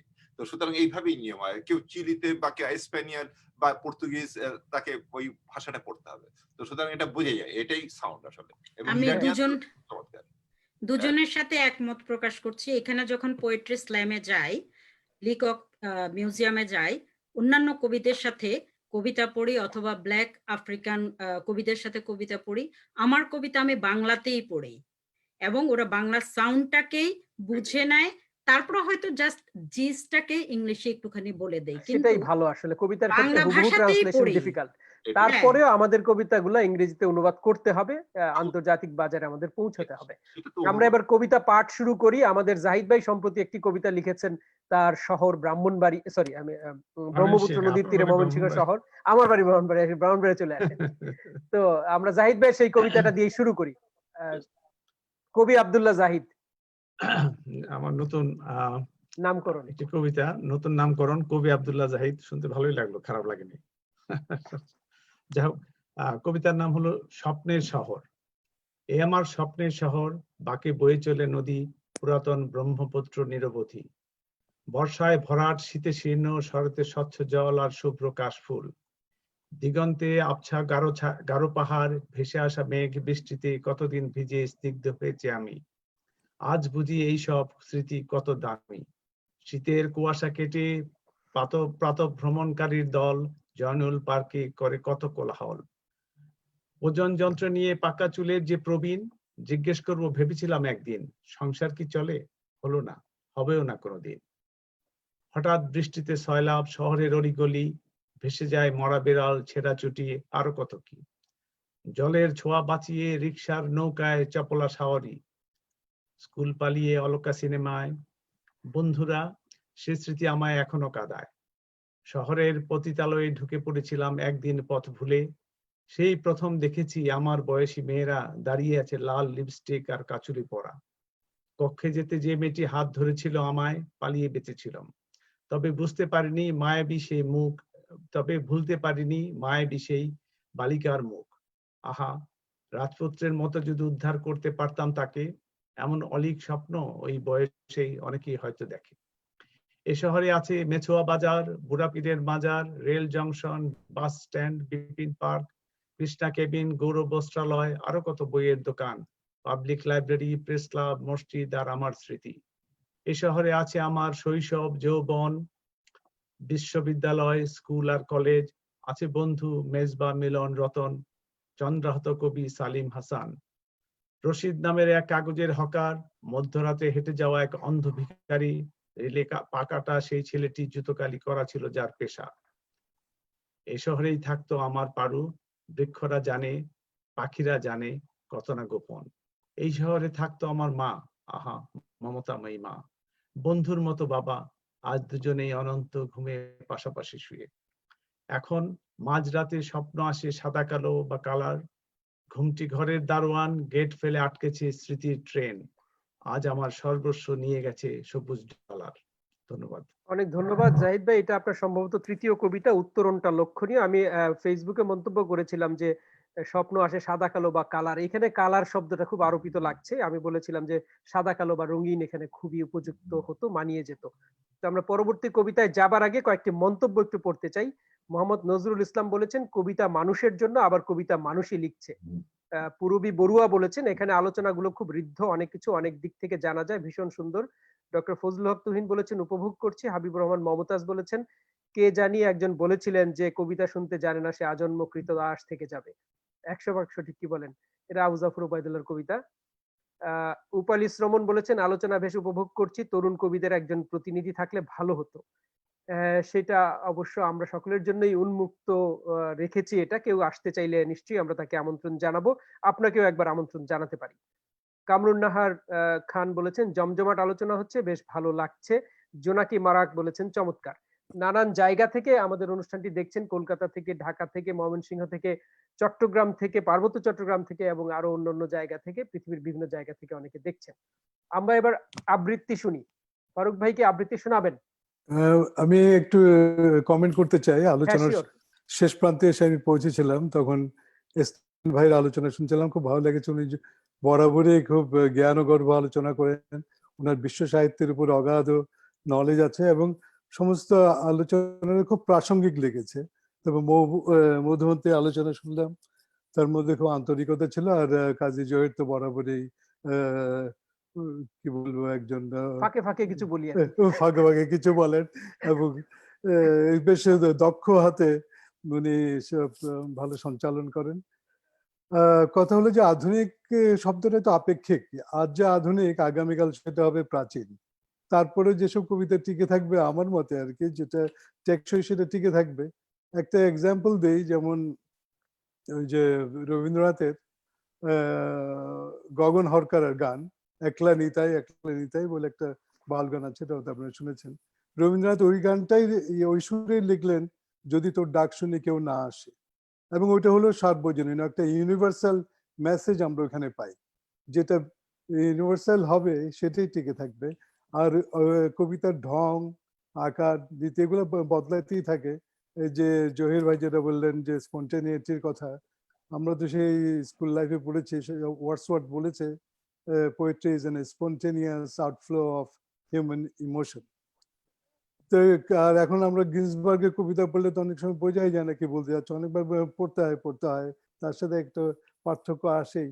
আর ভবিষ্যতের কথা বলা যায় না, মোট কথা যা টেকসই সেটাই টিকে থাকবে। এখন আমার নিজের কবিতা নিয়ে অন্য কবিতা পড়বো, সময় আছে? হ্যাঁ, পড়েন। ক্রমাগত এইভাবে হতে থাকে ক্রমাগত, কেউ মারে, কেউ মার খায়, ভিতরে সবাই খুব স্বাভাবিক কথা বলে, জ্ঞান দান করে, এইদিকে ওইদিকে 3, 4, 5 দিকে টেনে নিয়ে গোপন আখড়ায়, কিছু বা গলির কোণে, কিছু অ্যাসফল্ট রাজপথে সোনার ছেলেরা ছাড়খাড়। অল্প 2-4 জন বাকি থাকে যারা তেল দেয় নিজের চরকায়, মাঝে মাঝে খড়খড়ি তুলে দেখে নে বিপ্লব এসেছে কত দূর। এইভাবে ক্রমাগত, এইভাবে ক্রমাগত। অনেক ছিল ধন্যবাদ শঙ্কর ঘোষের কবিতা। ফারুক ভাই, অনেক ধন্যবাদ আপনাকে। আমরা এবার কবিতা শুনবো কবি রেজাউদ্দিন স্টালিনের। কবি রেজাউদ্দিন স্টালিন, আনমিউট করে নেবেন। স্টালিন ভাই, আনমিউট 80 করে দশকে লেখা আমার এই কবিতাটি, এটা আমি এখন শ্রদ্ধার সঙ্গে স্মরণ করছি আমাদের শিবনারায়ণ রায় জিজ্ঞাসা এই কবিতাটি ছেড়েছে। শহর এবং রাত্রি। রাত আসবে রাতের মতো করে, শহরগুলো ঝিমিয়ে যাবে যেন ঝড়ের সাথে ক্লান্ত করুন পাখি। ড্রাগন মুখ ট্রাকের গর্জনে একলা পথিক ছিটকে যাবে দূরে। ফুটপাতের গভীর গহন থেকে আসবে ভেসে ভিখারিদের গান। ইলেকট্রিকের তারের তীক্ষ্ণ সূচে সেলাই করা রাতের নীল আকাশ কি আর দেবে হলুদ কিছু তারা। হয়তো কোনো ফ্ল্যাটের ফাটল বেয়ে পড়বে ঝরে পৌর জলধারা। একলা পথিক তারই 2-1 ফোঁটা শিশির ভেবে মাখবে করতলে। ভিখারিদের গানের মতো তার ও ছিন্ন ভিন্ন অতীত কিছু স্মৃতি দেখিয়ে দেবে ঘরের সোজা পথ। ঘর তো আছে ঘরের মতো করে, ক্লান্ত পথিক শূন্য সারা রাত পথ খুঁজবে পথের চারিপাশে। দেখবে কালো লোডশেডিং এর তলে কাঁপছে শহর আতঙ্কে সন্ত্রাস। ধন্যবাদ। অনেক ধন্যবাদ কবি রেজাউদ্দিন স্টালিন। এবার কবিতা পড়ার জন্য আমন্ত্রণ জানাচ্ছি মৌ মধুবন্তীকে। ধন্যবাদ। এখানে দিলারা আপা আছেন, শুভেচ্ছা আপনাকে আপা। আপনার জিনসেং কবিতার কথা মনে পড়ে। আমার কবিতাটার নাম হলো লড়াই, জীবন লড়াই। দিনরাত লড়াই লড়াই লড়াই, মানুষের বিরুদ্ধে মানুষের লড়াই, টাকার লড়াই, সংসারের লড়াই, সাংস্কৃতিক লড়াই, রাজনীতি, অর্থনীতি, পরিবেশ পরিস্থিতির লড়াই, কাগজ কলম কবিতার লড়াই, প্রেম আর বিরহের লড়াই। কোন লড়াইয়ে এগিয়ে যাব, কোন পক্ষে যাব? থাকার লড়াই, বাঁচার লড়াই, খাঁচার লড়াই, খাবার লড়াই, কাঠ কাটলে মাঠের লড়াই, ডাল কাটলে গাছের লড়াই, কুড়াল নিলে কামের লড়াই, পক্ষী বাদুড়ে ইঁদুর বিড়াল শেয়াল লড়াই, যে লড়াইয়ে জেতার কথা সেই লড়াইয়ে হেরেই আমি জিতে নিলাম, আধা চিন্তা আধা আত্মা, অপেক্ষাটা দাঁড়িয়ে রইল, হয়তো পাবে নতুন বার্তা, নতুন কি আর নতুন থাকে, ছুঁলে পরেই গলে পড়ে, পুরাতনের প্রলুব্ধ বাড়ছে কেবল কমছে কম, এই লড়াইয়ে হেরে যাব, সে অসম্ভব, বাড়ছে কেবল কমছে কম, সে অসম্ভব। ধন্যবাদ। অনেক ধন্যবাদ কবি মৌ মধুবন্তী। এবার আমরা কবিতা শুনবো কবি আমিরুল আরহামের। কবি আমিরুল আরহাম। ধন্যবাদ। আমি এই যেসব আলোচনা হলো এবং জাপিত জীবনের উপর একটা কবিতা, দানিউব। হাত বাড়াতেই দানিউব হাত ধরলো হাতে, উপরে তারার আকাশ, মাঝখানে পাহাড়, নেমে আসা হাজার মিটিমিটি বাতি জেগে আছে 3 নদীর শহর পাশতে। রাতের বারেতে ফেনা ওঠা বিয়ারের বন্যা, প্রবীণ হুইস্কির পবিত্র গন্ধ, ভদকার তীব্র আবেগে ভিজে যৌবন ডুবুডুবু, উদ্দাম নৃত্যের ছন্দ উল্লাস, স্যাক্সোফোনে Nat King Cole, because you love me. বিয়ারে ভিজে ভেসে মেতে উঠি নেচে দানিবের সাথে, ওদিকে গহিনী বন, বাদামি ভাল্লুক, লাল বলগার ডাক, নিঃসঙ্গ বেঁচে থাকার প্রেমহীন চিৎকার, অন্ধকার পাতায় জোনাকি জ্যোৎস্নায় চুমু, ঘুম ভাঙে যুগলের, ক্রুজ থেকে নেমে লাফ দেয় গভীরে পাহাড়, ঘুম ভাঙে যুগলের, ক্রুজ থেকে নেমে লাফ দেয় গভীরে, পাহাড়ের ঢল বেয়ে সবুজ হলুদ লাল তামাটে গাছ নেমে গেছে জলে, রঙিন বাগান, Mexican hat Engelmann, daisy purple horse nettle briar, আর ইউরের সাথে ইয়ার্কিতে ঢালাঢালি মেতে উঠেছে ইন্ডিয়ান ব্লাঙ্কেট। ফাঁকে ফাঁকে জ্যোৎস্না গুঁড়ো জলে কার্পে পারল এস্টারজিয়ন বার হরেক মাছ, গাছের ডালে ডালে শিকারের ভিড়ে হাজার পালিকান, মানুষের পাশাপাশি কি অভিনব বসতি তাদের ভালোবাসার, বাড়িতে ছাদে কার্নিশে টকাটক ঠোঁটের টোকায় বিশুরু তবলার সুর, সুদূর আকাশে কালো মেঘ চিরে রূপালী উদ্বাহু রোদ সুন্দর, পাহাড়ের চূড়ায় গির্জার শিখরে বিঁধে থাকা মেঘ যন্ত্রণা বিদ্ধ যিশুর, আনন্দ বেদনার সব স্মৃতি শোক স্রোত তোমার বুকে, এখানে তোমার বিনীত বিশ্রাম সমাহিত রূপ প্রশ্নে ব্যাকুল, ক্রোশিয়া হাস্যগোবিন বসনিয়ায় তুমি কোন প্রিয়জনকে হারিয়ে কাতর চিৎকারে, প্রশ্নদ্বীপ সেই সৃষ্টি থেকে আমি জানি না, কিন্তু তোমার প্রাণের সেই ক্রন্দন কলকল তান কান পেতে শুনছি সপার পিয়নেই। জলের অন্ধকারে সাজতে পেন গির্জার সাজানো মোমবাতি ঘিরে, হাজার লক্ষ কফিন তোমার বুকে নিয়ে বসে আছো বুদাপেস্টের পার্লামেন্টে,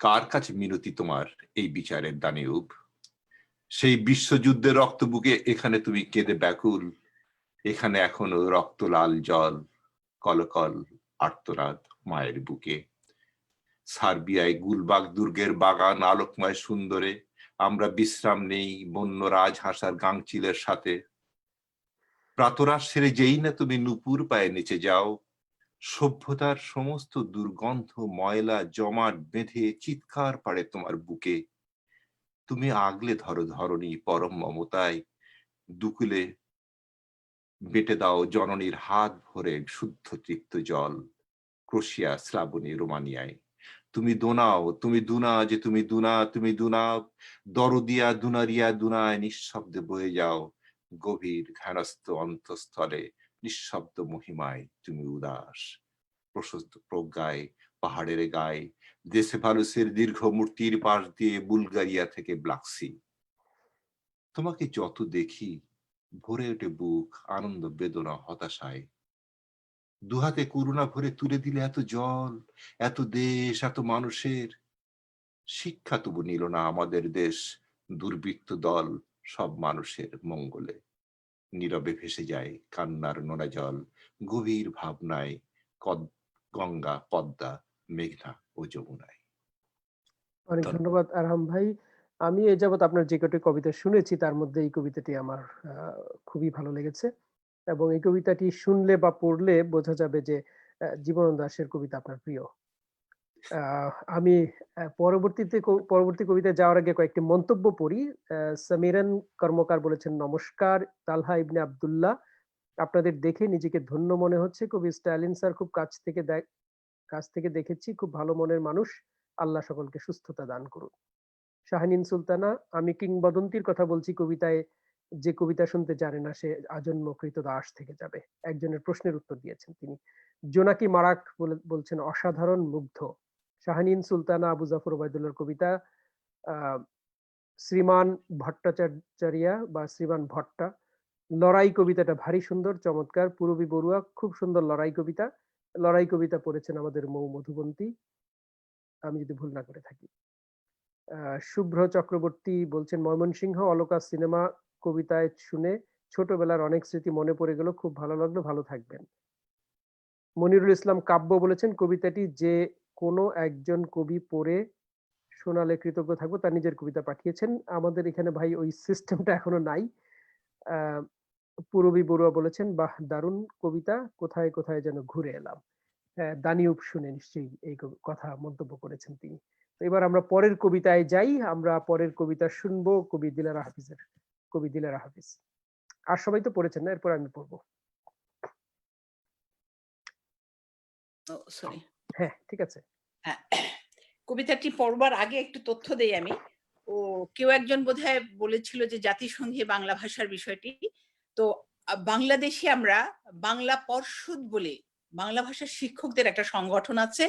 সেই সংগঠনের ভিতর দিয়ে আমরা কিন্তু এরকম একটি দাবি উত্থাপন করেছি এই জাতিসংঘের বাংলা ভাষার জন্য। তো এখন আমার একটি কবিতা কে নেবে দায় কাব্যগ্রন্থ থেকে এবং মাত্রাবৃত্তির ছোট্ট একটি কবিতা পড়ছি আমি। আষাঢ়ে শ্রাবণে লাল চান চাচা, তোমার ঘরের বাঁশের মাচায় এক জড়িয়েছে সাপ, তুমুল সাচ্চা, বিষাক্ত বিষদাঁত। শনের বাতায় গুজেছিলে প্রেম, কাস্তের মতো যত্নে, তোমার সে বউ বালিকা সে বধূ, না বুঝে না শুনে ফের চুরিওয়ালাকে ডেকেছে উঠানে রঙিন চুরির টানে।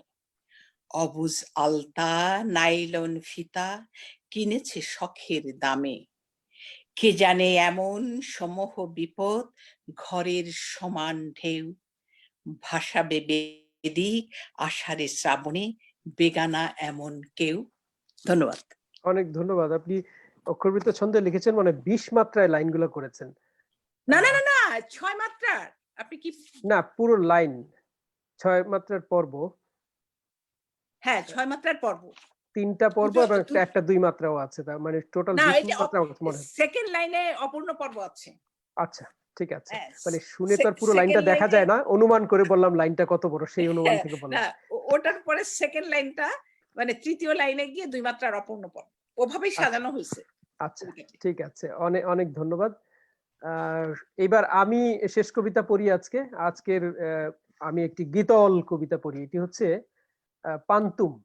পান্তুম শুরু করেছিলেন ভিক্টর হুগো ফ্রান্সে, তারপরে বোদলেয়ার লিখেছেন, আমেরিকার কবিরা এখনো লিখছেন।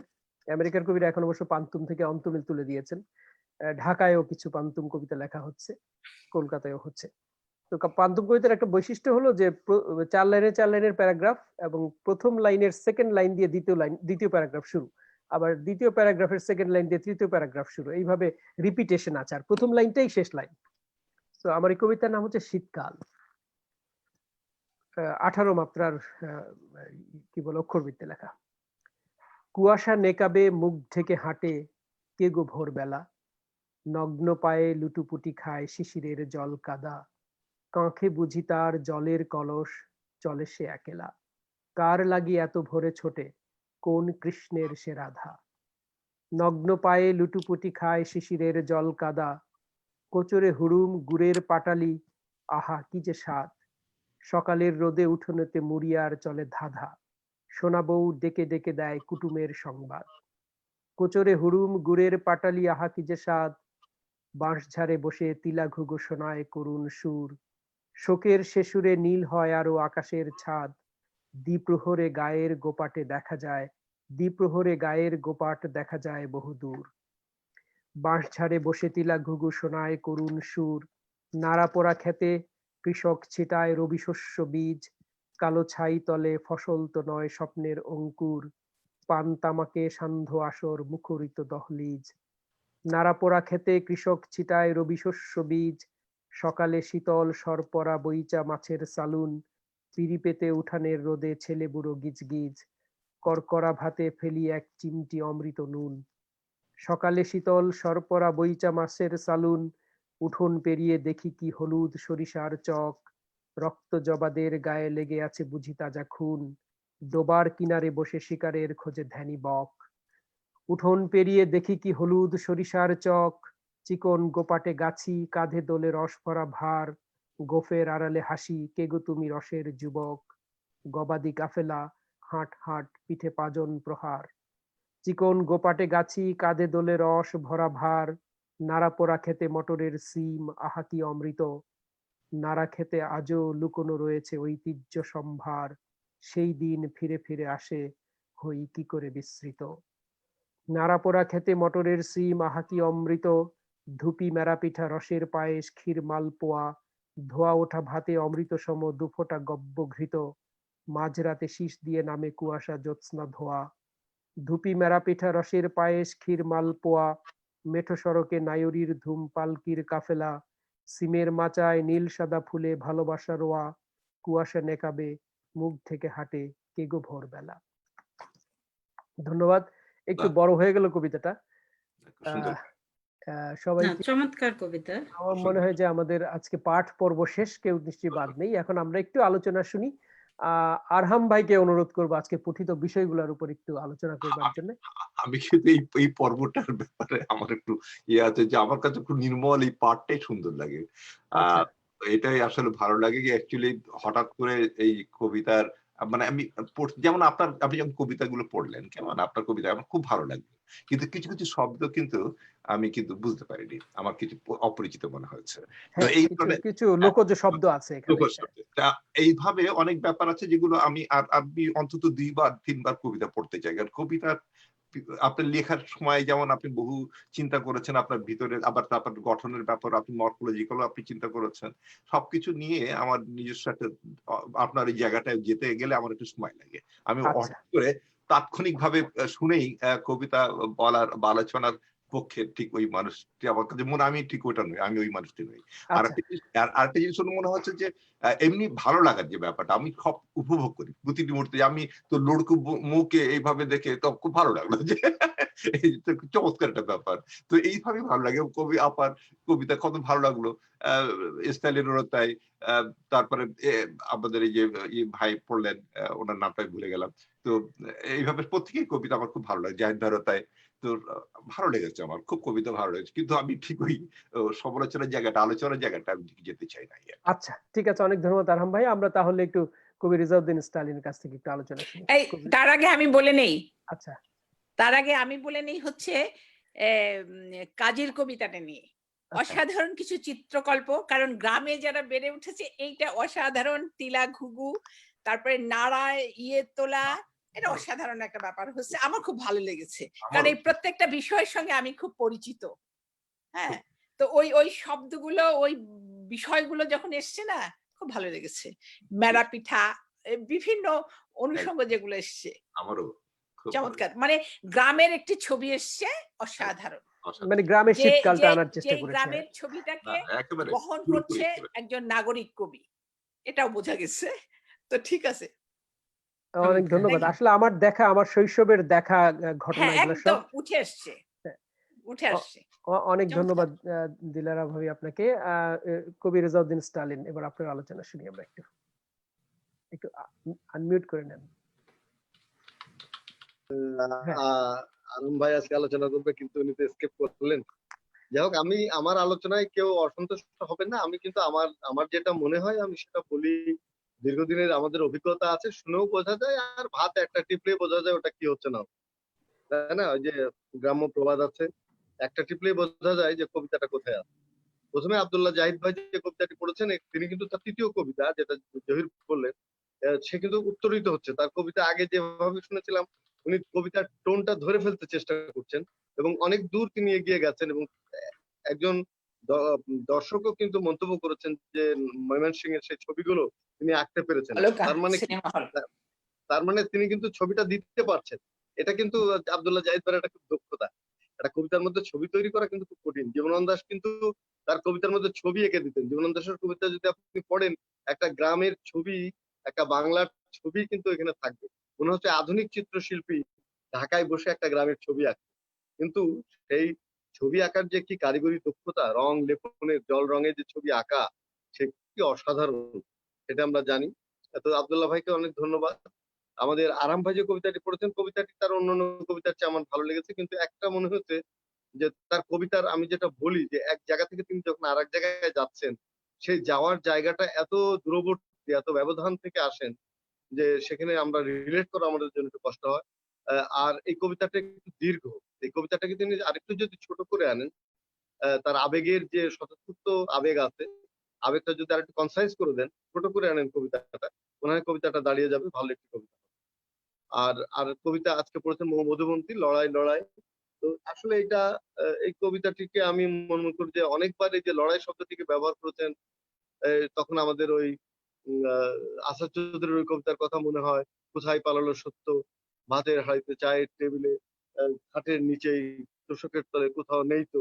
এই এটা একটা, এই ধরনের কবিতা, এটা স্বরবৃত্তে চালে। কিন্তু লড়াইটাকে যদি একটু কম ব্যবহার করে ভেতরের যে লড়াই সেটা যদি সামনে আসতো, কবিতাটি আরো প্রাণবন্ত হতো। তবে তার শেষের দিকে এই কবিতাটি কিন্তু একটু দার্শনিক জায়গায় গেছে। তিনি কবিতাটিকে অন্য একটা জায়গায় নিয়ে যাওয়ার চেষ্টা করেছেন, সেটি আমার ভালো লেগেছে। এছাড়া কবিতা পড়েছেন দিলেরা হাফিজ। দিলেরা হাফিজের কবিতাটি ভালো।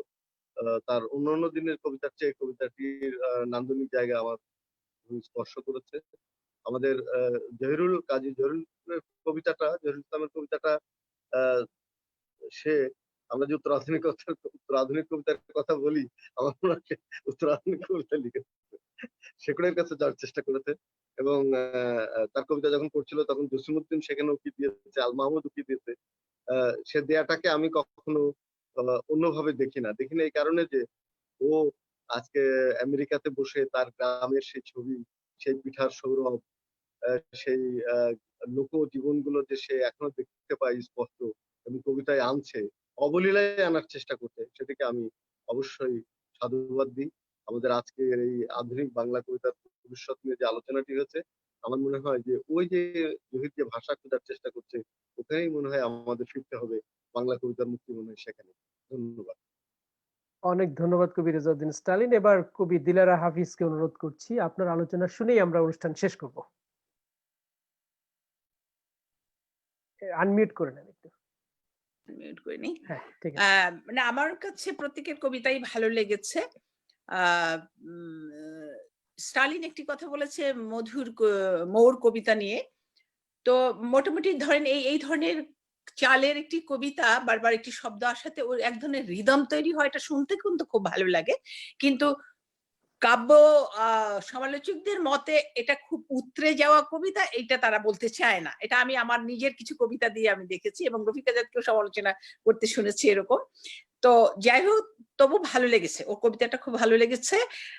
আর স্টালিনের কবিতাটাও আজকে আমার কাছে খুব ভালো লেগেছে। আর কে পড়লো? ও জাহিদ ভাইয়ের কবিতা তো আমি ফেসবুকে পড়েছি। বেশ অলরেডি তার একটা কানেকশন হয়ে গেছে, অলোকা সিনেমা হল নিয়ে অলরেডি মন্তব্য করেছে একজনে, যে মানুষের স্মৃতি জায়গা নিয়ে কতগুলো একটি জায়গা থাকে, সেসব জায়গাগুলো যখন আমরা স্পর্শ করতে পারি এবং সেইভাবে উপমা চিত্রকল্পে নিয়ে আসতে পারি, সেটা অবশ্যই মানুষের মনে দাগ কাটে। এটা সেরকম একটি নস্টালজিক কবিতা এবং এটি ভালো লেগেছে। আর হচ্ছে ভাইয়ের কবিতা, আরহাম ভাইয়ের কবিতা সম্পর্কে, আসলে আরহাম ভাইয়ের কবিতা যখন পড়েছি, একটু দীর্ঘ কবিতা, আমি ওই কবিতাটি রিদমের মধ্যে ছিলাম সারাক্ষণ, কিন্তু আমি কি পড়বো সেই কবিতাটা আমার নির্বাচন করার একটি প্রয়াস ছিল, যে কারণে সম্পূর্ণ মানে আমি ওইভাবে হৃদয়ঙ্গম করতে পারিনি, কিন্তু কবিতাটা আমার শুনতে ভালো লেগেছে। আর স্টালিন যে কথাটা বলছে যে এক জায়গায় থেকে আরেক জায়গায় যেতে একটু কষ্ট হয়, এটা আমারও মনে হয়েছে। আর আমি অবশ্য এইভাবে স্টালিন যেটা সবসময় বলে অধিকাংশ সময়, বাংলা একাডেমিতে একটা কবিতা পড়ছি, তো এটা ইয়ের উপরে 21-এর উপরে সব মৃত ব্যক্তিদের নিয়ে এসে, তা আমি সেখানে স্টালিনও পড়েছে। তো স্টালিনকে জিজ্ঞেস করলাম, স্টালিন কবিতাটা কেমন হলো, কেমন লাগলো? একটু সম্পাদনা করতে হবে, মানে শর্ট করতে হবে। তো এটা ওর একটা কমন কথা, আমি দেখেছি অধিকাংশ সমালোচনার সময় ও বলে কবিতা একটু কনসাইজ করতে হবে আর একটু ছোট। হ্যাঁ, আবেগ সংযত করার বিষয় থাকে, কিন্তু কবিতাটি যে লেখেন, যে আবেগের মধ্যে যখন থাকেন তিনি কিন্তু এটা তখন পারেন না, কিন্তু কবিতাটি ফেলে, এবং রফিকুদ্দিন যেটা বলতেন যে একটা কবিতা লিখে ফেলে রাখতে হয়, তোমার ওই আবেগের উচ্চারণটা চলে যাওয়ার পরে তারপরে তুমি কবিতাটা দেখবে, তখন তোমার কাছেই মনে হবে যে এটার অতিরিক্ত কোন জায়গাটা ফেলে দিলে ভালো হবে কবিতাটা। এই জন্য কবিতার সঙ্গে সঙ্গে লিখেই কিন্তু আমরা অনেক সময় ফেসবুকে দেই, যেটা গতকাল আপনি আমার কবিতাটা নিয়ে বলেছেন যে কতগুলো আবেগ আছে না, সঙ্গে সঙ্গে একটু দেখতে ইচ্ছে করে, কিন্তু এটা ঠিক না। এটা সুধীনাথ দত্ত বলেছে যে সারেগামা শিখে যেমন স্টেজে যে গান গাওয়া উচিত না কারো, ঠিক কবিতা চর্চা করেই কিছুদিন পরেই কবিতার গ্রন্থ প্রকাশের তিনি নিষেধ করেছেন, যে কবিতাটাকে নিজের মধ্যে অনেকদিন ধরে তাকে তৈরি হতে দিতে হয়। তো সেই আলোচনাগুলো যদি আমরা মনে রাখি, তাহলে অবশ্যই এই আলোচনার বা আমাদের যে পরস্পরকে আমরা ইয়েগুলো দেখাচ্ছি, এটা কিন্তু আমাদের আসলে প্রতিদিনই নিজেদের প্রতি আমরা আরো বেশি সযত্ন প্রয়াস চেষ্টা করছি কবিতাটির ব্যাপারে। এটা একটি ভালো দিক। আর জহিরের কবিতাটা নিয়ে হচ্ছে যে আমার পুরো শৈশবটা উঠে আসছিল, প্রত্যেকটা, সেই কতদিন পরে আমি তিলা ঘুঘুর নাম শুনলাম, আমার প্রত্যেকটা ব্যাপারে খুব নস্টালজিক হচ্ছিলাম। মেরা পিঠা, সেই রস, তারপরে সর্ষে নাড়া পোড়ানো, এটার অভিজ্ঞতা যাদের নাই তাদের পক্ষে কিন্তু এটা বোঝানো, যে আধা পাকা নাড়া ক্ষেতের বাতুরে কিনে মানে আগুন লাগিয়ে খাওয়া, এই যে অমৃত, এই অভিজ্ঞতার ভেতর দিয়ে যারা গেছে, সত্যি তাদের কাছে অসাধারণ একটি কবিতা এটা ইয়ের কাজীর। আমি এইটুকু বলবো যে এটা আমাকে যেভাবে নাড়া দিয়েছে, আমার মনে হয় গ্রাম থেকে যাদের শৈশব কিছুটা কাল কেটেছে তাদের প্রত্যেকেই ভালো লাগবে। এবং শব্দবন্ধ আমার কাছে কোনোটাই কিন্তু আতিশয্য কিছু মনে হয় না, আমার মনে হচ্ছে পারফেক্ট, ঠিক আছে। মানে এই কবিতাটা আমি খুব উপভোগ করেছি, আমার নিজের শৈশবকে উপভোগ করেছি। ওভারঅল আমাদের যে আলোচনা ছিল বাংলা আধুনিক কবিতা নিয়ে, ইয়েও বলেছে স্টালিনের আলোচনা, তারপরে আরহাম ভাই, সবকিছু মিলেই আসলে সত্যিকার অর্থেই যে আমরা যে বিষয়ে ইয়ে করছি, চিন্তা করছি, আমাদের চেতনার মধ্যে যে বিষয়টি আছে, সেই কবিতাটা কিন্তু আমাদের চর্চার মধ্যে যদি সারাক্ষণ রাখি, তাহলে আমরা নিজেরাই বুঝতে পারবো যে কোন দিকে যেতে হবে, কখন যাব। আর ভবিষ্যৎ কথাটা আসলে আমরা তো কখনোই ভবিষ্যতের কে ছোঁয়া পাই না, আমরা বর্তমানে বাস করি, সেই বর্তমানে বাস করে অতীতকে দেখি, ভবিষ্যৎকে স্বপ্নে রাখি, এই হচ্ছে আমাদের বেঁচে থাকা। তো ওই বেঁচে থাকার মধ্যে আমরা স্বপ্নের মতো করে যতটা তুলে আনতে পারি আমার কবিতাকে, আমার শিক্ষা, আমার সংস্কৃতি, আমার ঐতিহ্যকে, সেটি হচ্ছে একজন কবির প্রধান কাজ। তো সবাইকে ধন্যবাদ, খুব ভালো লাগলো। আমি বেশ কয়েকদিন থাকতে পারিনি, আবার কবিতায় কিছুক্ষণ স্নাত হলাম। ধন্যবাদ। অনেক ধন্যবাদ কবি দিলেরা হাফিজ। আসলে আমি একটা জিনিস এখন থেকে প্ল্যান করব, সেটা হচ্ছে যে যারা আলোচনা করেন তাদের কবিতাগুলো নিয়ে আর আলোচনা হয় না, তো এরপর থেকে যারা আলোচনা করেন তাদের কবিতাগুলো আমি একটু বলার চেষ্টা করবো। আজকে আমি সেইভাবে শুনিনি, কারণ এই সঞ্চালনা এবং টেকনিক্যাল জিনিসগুলো করতে গিয়ে কনসেন্ট্রেশন দেওয়া যায় না, তারপর আবার নিজের কবিতা পড়া। তবে আলোচনার উপর আমি একটু আলোচনা করি। না, আমার একটি প্রস্তাব আছে যে এইভাবে আমরা একজনকে না দিয়ে একজন যারাই কবিতা পড়বে, একজনের কবিতা আরেকজন এইভাবে পড়লে কিন্তু খুব ভালো হয়, মানে এটা কিন্তু ভেরিয়েশন আসবে। হ্যাঁ, সেটা করা যায়, একটু সময় বেশি লাগবে, তাতে অনেক আলোচনা শুনতে হবে, সময় একটু বেশি লাগবে, করা যেতে পারে সেটা। হ্যাঁ, এখন আমি দুজন যে আলোচনা করেছেন তাদের আলোচনা নিয়ে আমি একটু কথা বলি। আজকে স্টালিন ভাই ইউজুয়ালি খুব মারমুখী ব্যাটিং করেন, আজকে তিনি মারমুখী ব্যাটিং মোটেও করেননি, বেশ সুইট হওয়ার চেষ্টা করেছেন। আর দিলারা ভাবিদা সবসময় সুইট আলোচনা করেন, কিন্তু এই সুইট আলোচনার মধ্য দিয়ে তিনি মেসেজটা কিন্তু আবার দিয়ে দেন, এইটা হচ্ছে বড় গুণ। স্টালিন ভাইয়ের একটি আরহাম ভাইয়ের কবিতা নিয়ে তিনি যেটি বলেছেন, উল্লম্ফনের কথাটা তিনি প্রায়ই বলেন। এটা হতে পারে তার কাছে এটা উল্লম্ফনটা অত মনে হয় যেন মানে প্রাসঙ্গিকতা থেকে এক প্রসঙ্গ থেকে আরেক প্রসঙ্গে এত দ্রুত চলে যাচ্ছে, ধরতে অসুবিধা হয়। অনেক পাঠকের কাছে সেটা হতে পারে, কিন্তু আমি এটা খুব এনজয় করি। আমার কাছে মনে হয় যে একটি বৃহৎ ক্যানভাসে আমরা অনেকগুলো ছোট ছোট চিত্রকল্প, অনেকগুলো উল্লম্ফনের কারণে অনেকগুলো চিত্রকল্প, এবং সবগুলো একটা বৃহৎ ক্যানভাসে গিয়ে আবার কিন্তু একটা পূর্ণাঙ্গ ছবি হয়। এবং সেই উল্লম্ফনগুলোর মধ্যে যদি রিলেশন থাকে, সেই ছোট ছোট চিত্রকল্পগুলোর মধ্যে যদি রিলেশন থাকে, ইন বৃহৎ ক্যানভাসে সেটি একটি চমৎকার পূর্ণাঙ্গ ছবি হয়ে ওঠে। আমার কাছে আজকে দানিউবের তীরে যে অসংখ্য দেশ, এই যে দানিউব 13-14টা দেশকে অতিক্রম করে জার্মানি থেকে শুরু হয়ে ব্ল্যাক সিতে গিয়ে পড়লো, যেখান দিয়ে দানিউব নদীটি গেল আমি অনেকখানি হেঁটেছি।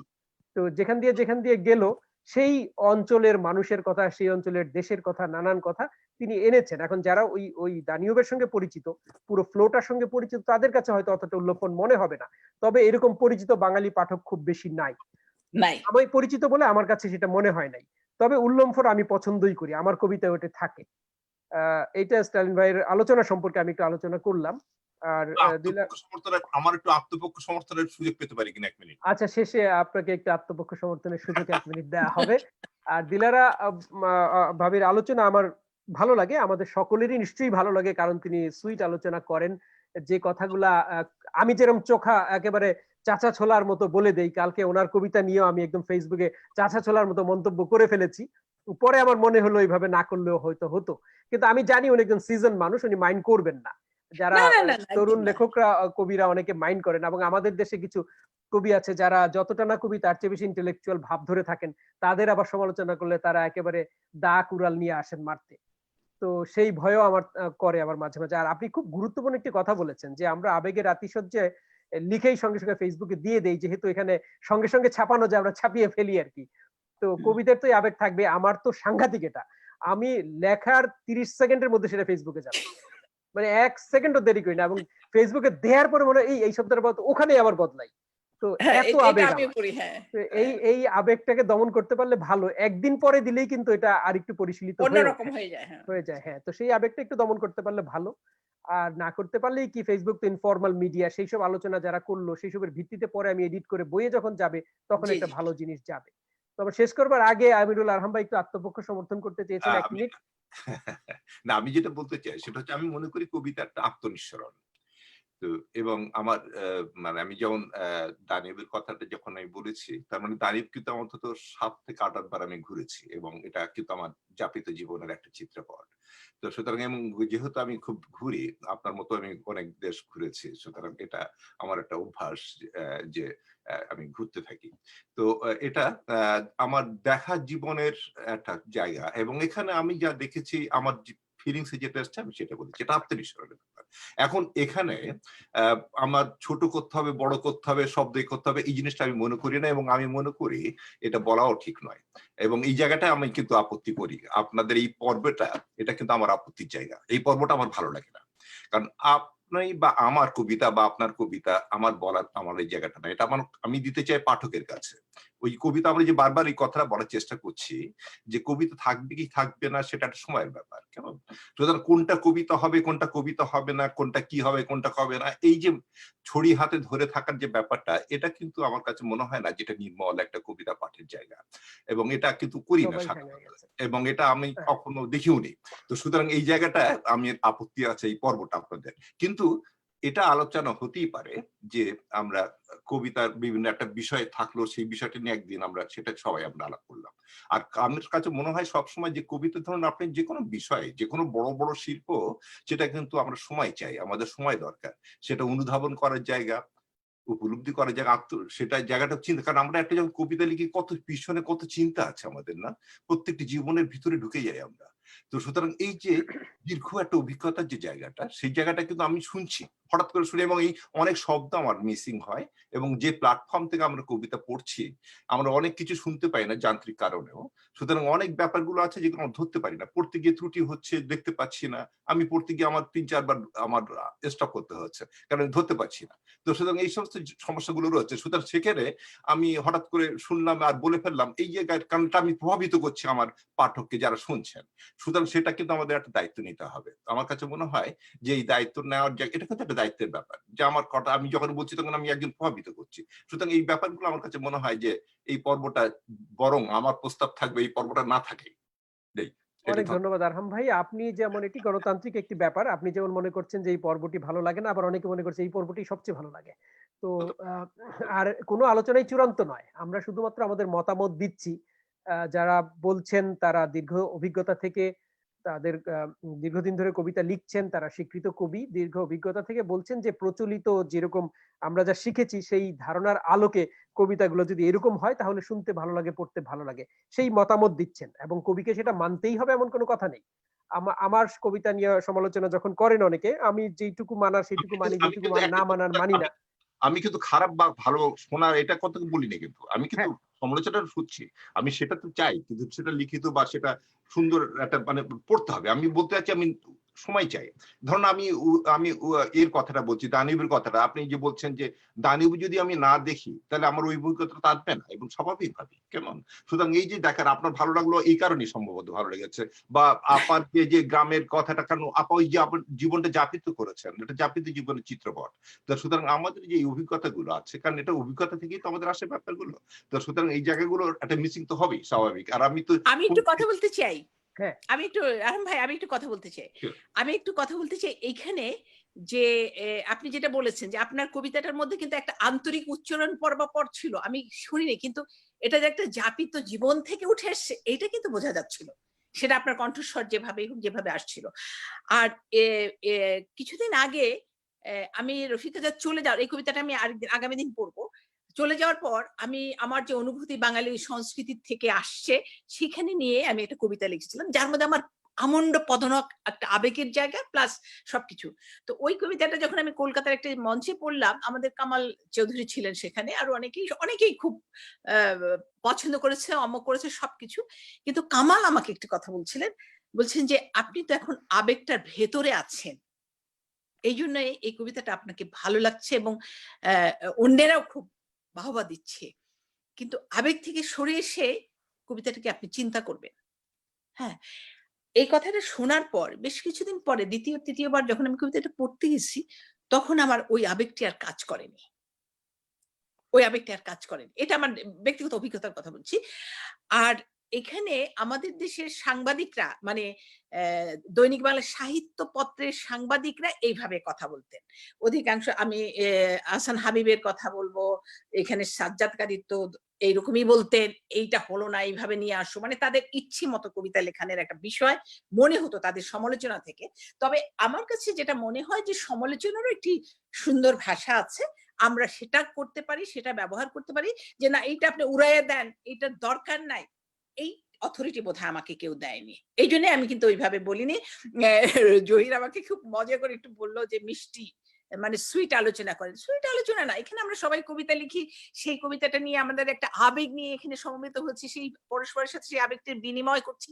এইখানে আমি তো চূড়ান্ত কথা কেউ শুনতে আসি নাই, আমার কবিতা টিকবে কিনা আমি যেমন জানি না, আপনারটাও আপনি জানেন না, এবং সেটা জানার জন্যও কেউ লিখছেন না। তো কাজে এখানে আমরা একটা নিরাভরণ প্ল্যাটফর্ম তৈরি করেছি, যে এইখানে এই কবিতা লেখা শেখানো বা অমক করার সেটার আলোচনা, কিন্তু ওভারঅল আমরা যে আলোচনাটা করছি, যা আরো ভালো লাগে, যে গ্রহণ করে, যে ওয়েলকাম। কিন্তু আমি কোনো চূড়ান্ত কথা বলার লোক নাই, এটা আমি নিজে মনে করি। আলোচনা যখন আমাকে করতে বলা হয় যে এর কবিতা এই হয়েছে এটা আমার বলার না, আমার কতটুকু ভালো লেগেছে আমি সেইটুকু বলবো। আর যার কবিতা মূলত তিনি নিজেই লেখেন, একজন কবি। আরেকটু উদাহরণ আমি দিতাম, যে বিদ্যাপতির এ ভরা ভাদর ও মহাভাদর ও শূন্য মন্দির ও মন, এই লাইনটি যদি আমি একটা ষষ্ঠ শ্রেণীর ছাত্রের সামনে আবৃত্তি করি, ওর কিছু আসি যায়? এই লাইনটি বোঝার মতো যে হৃদয় সংবাদী একজন মানুষ, তার সামনে যখন আমি আবৃত্তি করব, তখন কিন্তু এটার মূল্য বেড়ে যাবে। যেটা ওই যে দানিয়র নদী দেখার ফলে কাজের কিন্তু অত ভালো লেগেছে। আর কাজের কবিতাটা আমার ওই শৈশব কাটানোর ফল কিন্তু আমাকে টাচ করেছে অনেক বেশি। সেটাই বললাম।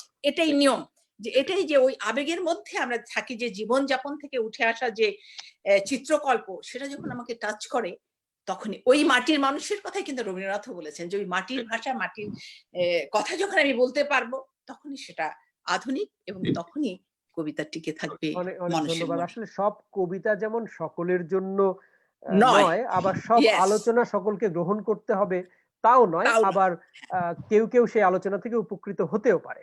স্টালিন ভাই যে যে আলোচনাটি করেন, আমার কাছে কিন্তু তার আলোচনা সবসময় ভালো লাগে, এবং কেউ যদি আমাকে কঠিনভাবে সমালোচনা করে, আমি খুব আত্মবিশ্বাসী কবি, আমি এক্স্যাক্টলি জানি কোন জায়গাটা আমার ঠিক করতে হবে, কি করতে হবে। কে কি বললো আমি ধারণাটা নেই, তারপর আমি চিন্তা করি, কিন্তু তার মানে এই না যে একজন বললো আর আমি সাথে সাথে ওটা ফেলে দিলাম বা চেঞ্জ করে ফেললাম।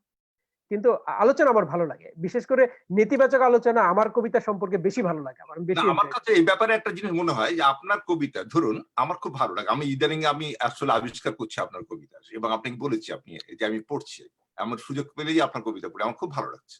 তো সুতরাং এই কবিতাগুলো এই পড়তে পড়তে এই যে ধারণাটা তৈরি হচ্ছে, কেমন একটা কবিতা শুনলেই আপনার সম্পর্কে আমার তো ধারণা হবে না, আমি বিভিন্ন কবিতা পড়ছি এবং আমি আরো কালেক্ট করে পড়তে চাই। একটা হতে পারে আমার একটা প্রস্তাব থাকবে যে ধরুন আপনার কবিতা একটা বিষয় থাকতে পারে, যেদিন শুধু আমরা আপনার কবিতা নিয়ে আমরা আলোচনা করবো, যেমন বিশ্ব সাহিত্য কেন্দ্রে আমি আমরা এটা খুব ভালো প্রস্তাব। একদিন আমরা একজনকে ফিচার পোয়েট করতে পারি, তিনটি কবিতা বললেন, অন্যরা একটি কবিতা বললো, আলোচনা হবে ওই তিনটি কবিতার, অন্যগুলোর নয়, রাইট। এবং সেগুলো আগে পাঠিয়ে দেবো আলোচকদের কাছে। আপনি জানেন বিশ্ব হ্যাঁ, সাহিত্য এটা হতে কেন্দ্রে পারে, এটা খুব ভালো প্রস্তাব, এটা হতে পারে। এটা ভালো প্রস্তাব। আপনারা জানেন বিশ্ব সাহিত্য কেন্দ্রে আমরা তো এটাই করতাম, তাই না? যে অ্যাকচুয়ালি আমরা শুরু থেকেই তো বিষয় থেকে এখনো কি হয় আমি জানি না, কিন্তু আমি ফাউন্ডিং মেম্বার, আমরা শুরু থেকেই আমরা এসব করতাম। তো সুতরাং আমার কাছে মনে হয় যে একটা বই পড়লাম বা বিশেষ পড়লাম, সেটা নিয়ে আমরা আলোচনা করলাম, এবং সেখানে আপনারও বলার থাকলো, শেষে আপনি বললেন। কিন্তু কথা হচ্ছে আমরা সবাই তখন কিন্তু ওটা পড়ে বললাম আমরা, কিন্তু না পড়ে এবং না এই হঠাৎ করে পড়ে এটা ঠিক বলেছেন যে একবার শুনে আলোচনা করা খুব ডিফিকাল্ট,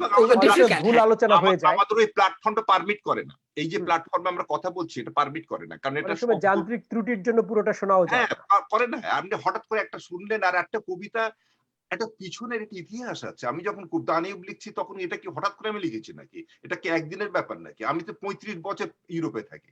তো সুতরাং এই 35 বছরের অভিজ্ঞতা রয়ে গেছে এর ভিতরে, তাই না? সুতরাং এই যে ব্যাপারটা এখন সেই জায়গাটা গুলো আমি যদি ওই যে সহৃদয় হৃদয় সম্বাদী কথাটা খুব ইম্পর্টেন্ট একটা ব্যাপার, তাই না? এই জায়গাগুলো আমাদের কানাডা থেকে, টরন্টো থেকে হাসান মাহমুদ ভাই একটা মেসেজ পাঠিয়েছেন যে উনি দেখছেন এবং এই প্রস্তাবটাকে উনি সমর্থন করছেন, যে এটা খুব ভালো প্রস্তাব। অনেক ধন্যবাদ হাসান মাহমুদ ভাই, আমরা এইটা বিবেচনায় রাখলাম, আমরা হয়তো এরপর থেকে আমরা সেই ইয়েতেই যাব। তাহলে যাকে যেদিন ফিচার পোয়েট করা হবে তাকে বলা হবে যে তিনটি কবিতা আপনি পড়বেন আগে থেকে পাঠিয়ে দিন, এবং আলোচকদের কাছে আমরা আগে থেকে পাঠিয়ে দেব, তারা ওইটার উপর ডিটেইল আলোচনা করবে। খুবই ভালো, খুবই ভালো। ঠিক আছে, সবাইকে ধন্যবাদ জানিয়ে আমরা আজকের মতো শেষ করছি অনুষ্ঠান। আবার দেখা হবে পরের আমি অনুষ্ঠানে। শুধু একটা কমেন্ট করতে চাই। আচ্ছা ফারুক ভাই। যেটা স্টালিন ভাই আমার মনে সংক্ষিপ্ততার কথা, এবং আমি এমন সংক্ষিপ্ত পছন্দ করি কারণ মানুষের অ্যাটেনশন স্প্যান খুবই কম। সংক্ষিপ্ততার মধ্যে অনেক কিছু থাকে। শেক্সপিয়ারের কথায় brevity is the soul of wit, এই আমার সংক্ষিপ্ত কথা। হ্যাঁ, আপনি সংক্ষিপ্ত করার কথাটাও সংক্ষিপ্ত করেছেন। অনেক ধন্যবাদ আপনাকে, সবাইকে অনেক ধন্যবাদ জানিয়ে আমাদের অনুষ্ঠানের লেংথ তো বেড়ে যাচ্ছে, প্রতিদিনে বেড়ে 2-4 যাচ্ছে। জায়গায় 2:40 এজন্য হয়ে গেছে। সংক্ষিপ্ত তো করা এটাও দরকার। সংক্ষিপ্ত করতে হবে, সংক্ষিপ্ত করতে হবে। হ্যাঁ, জায়গাটা আমাদেরকে সময়কে ইয়ে করতে হবে। আমাদের লড়াইয়ের স্বপ্নের লড়াই।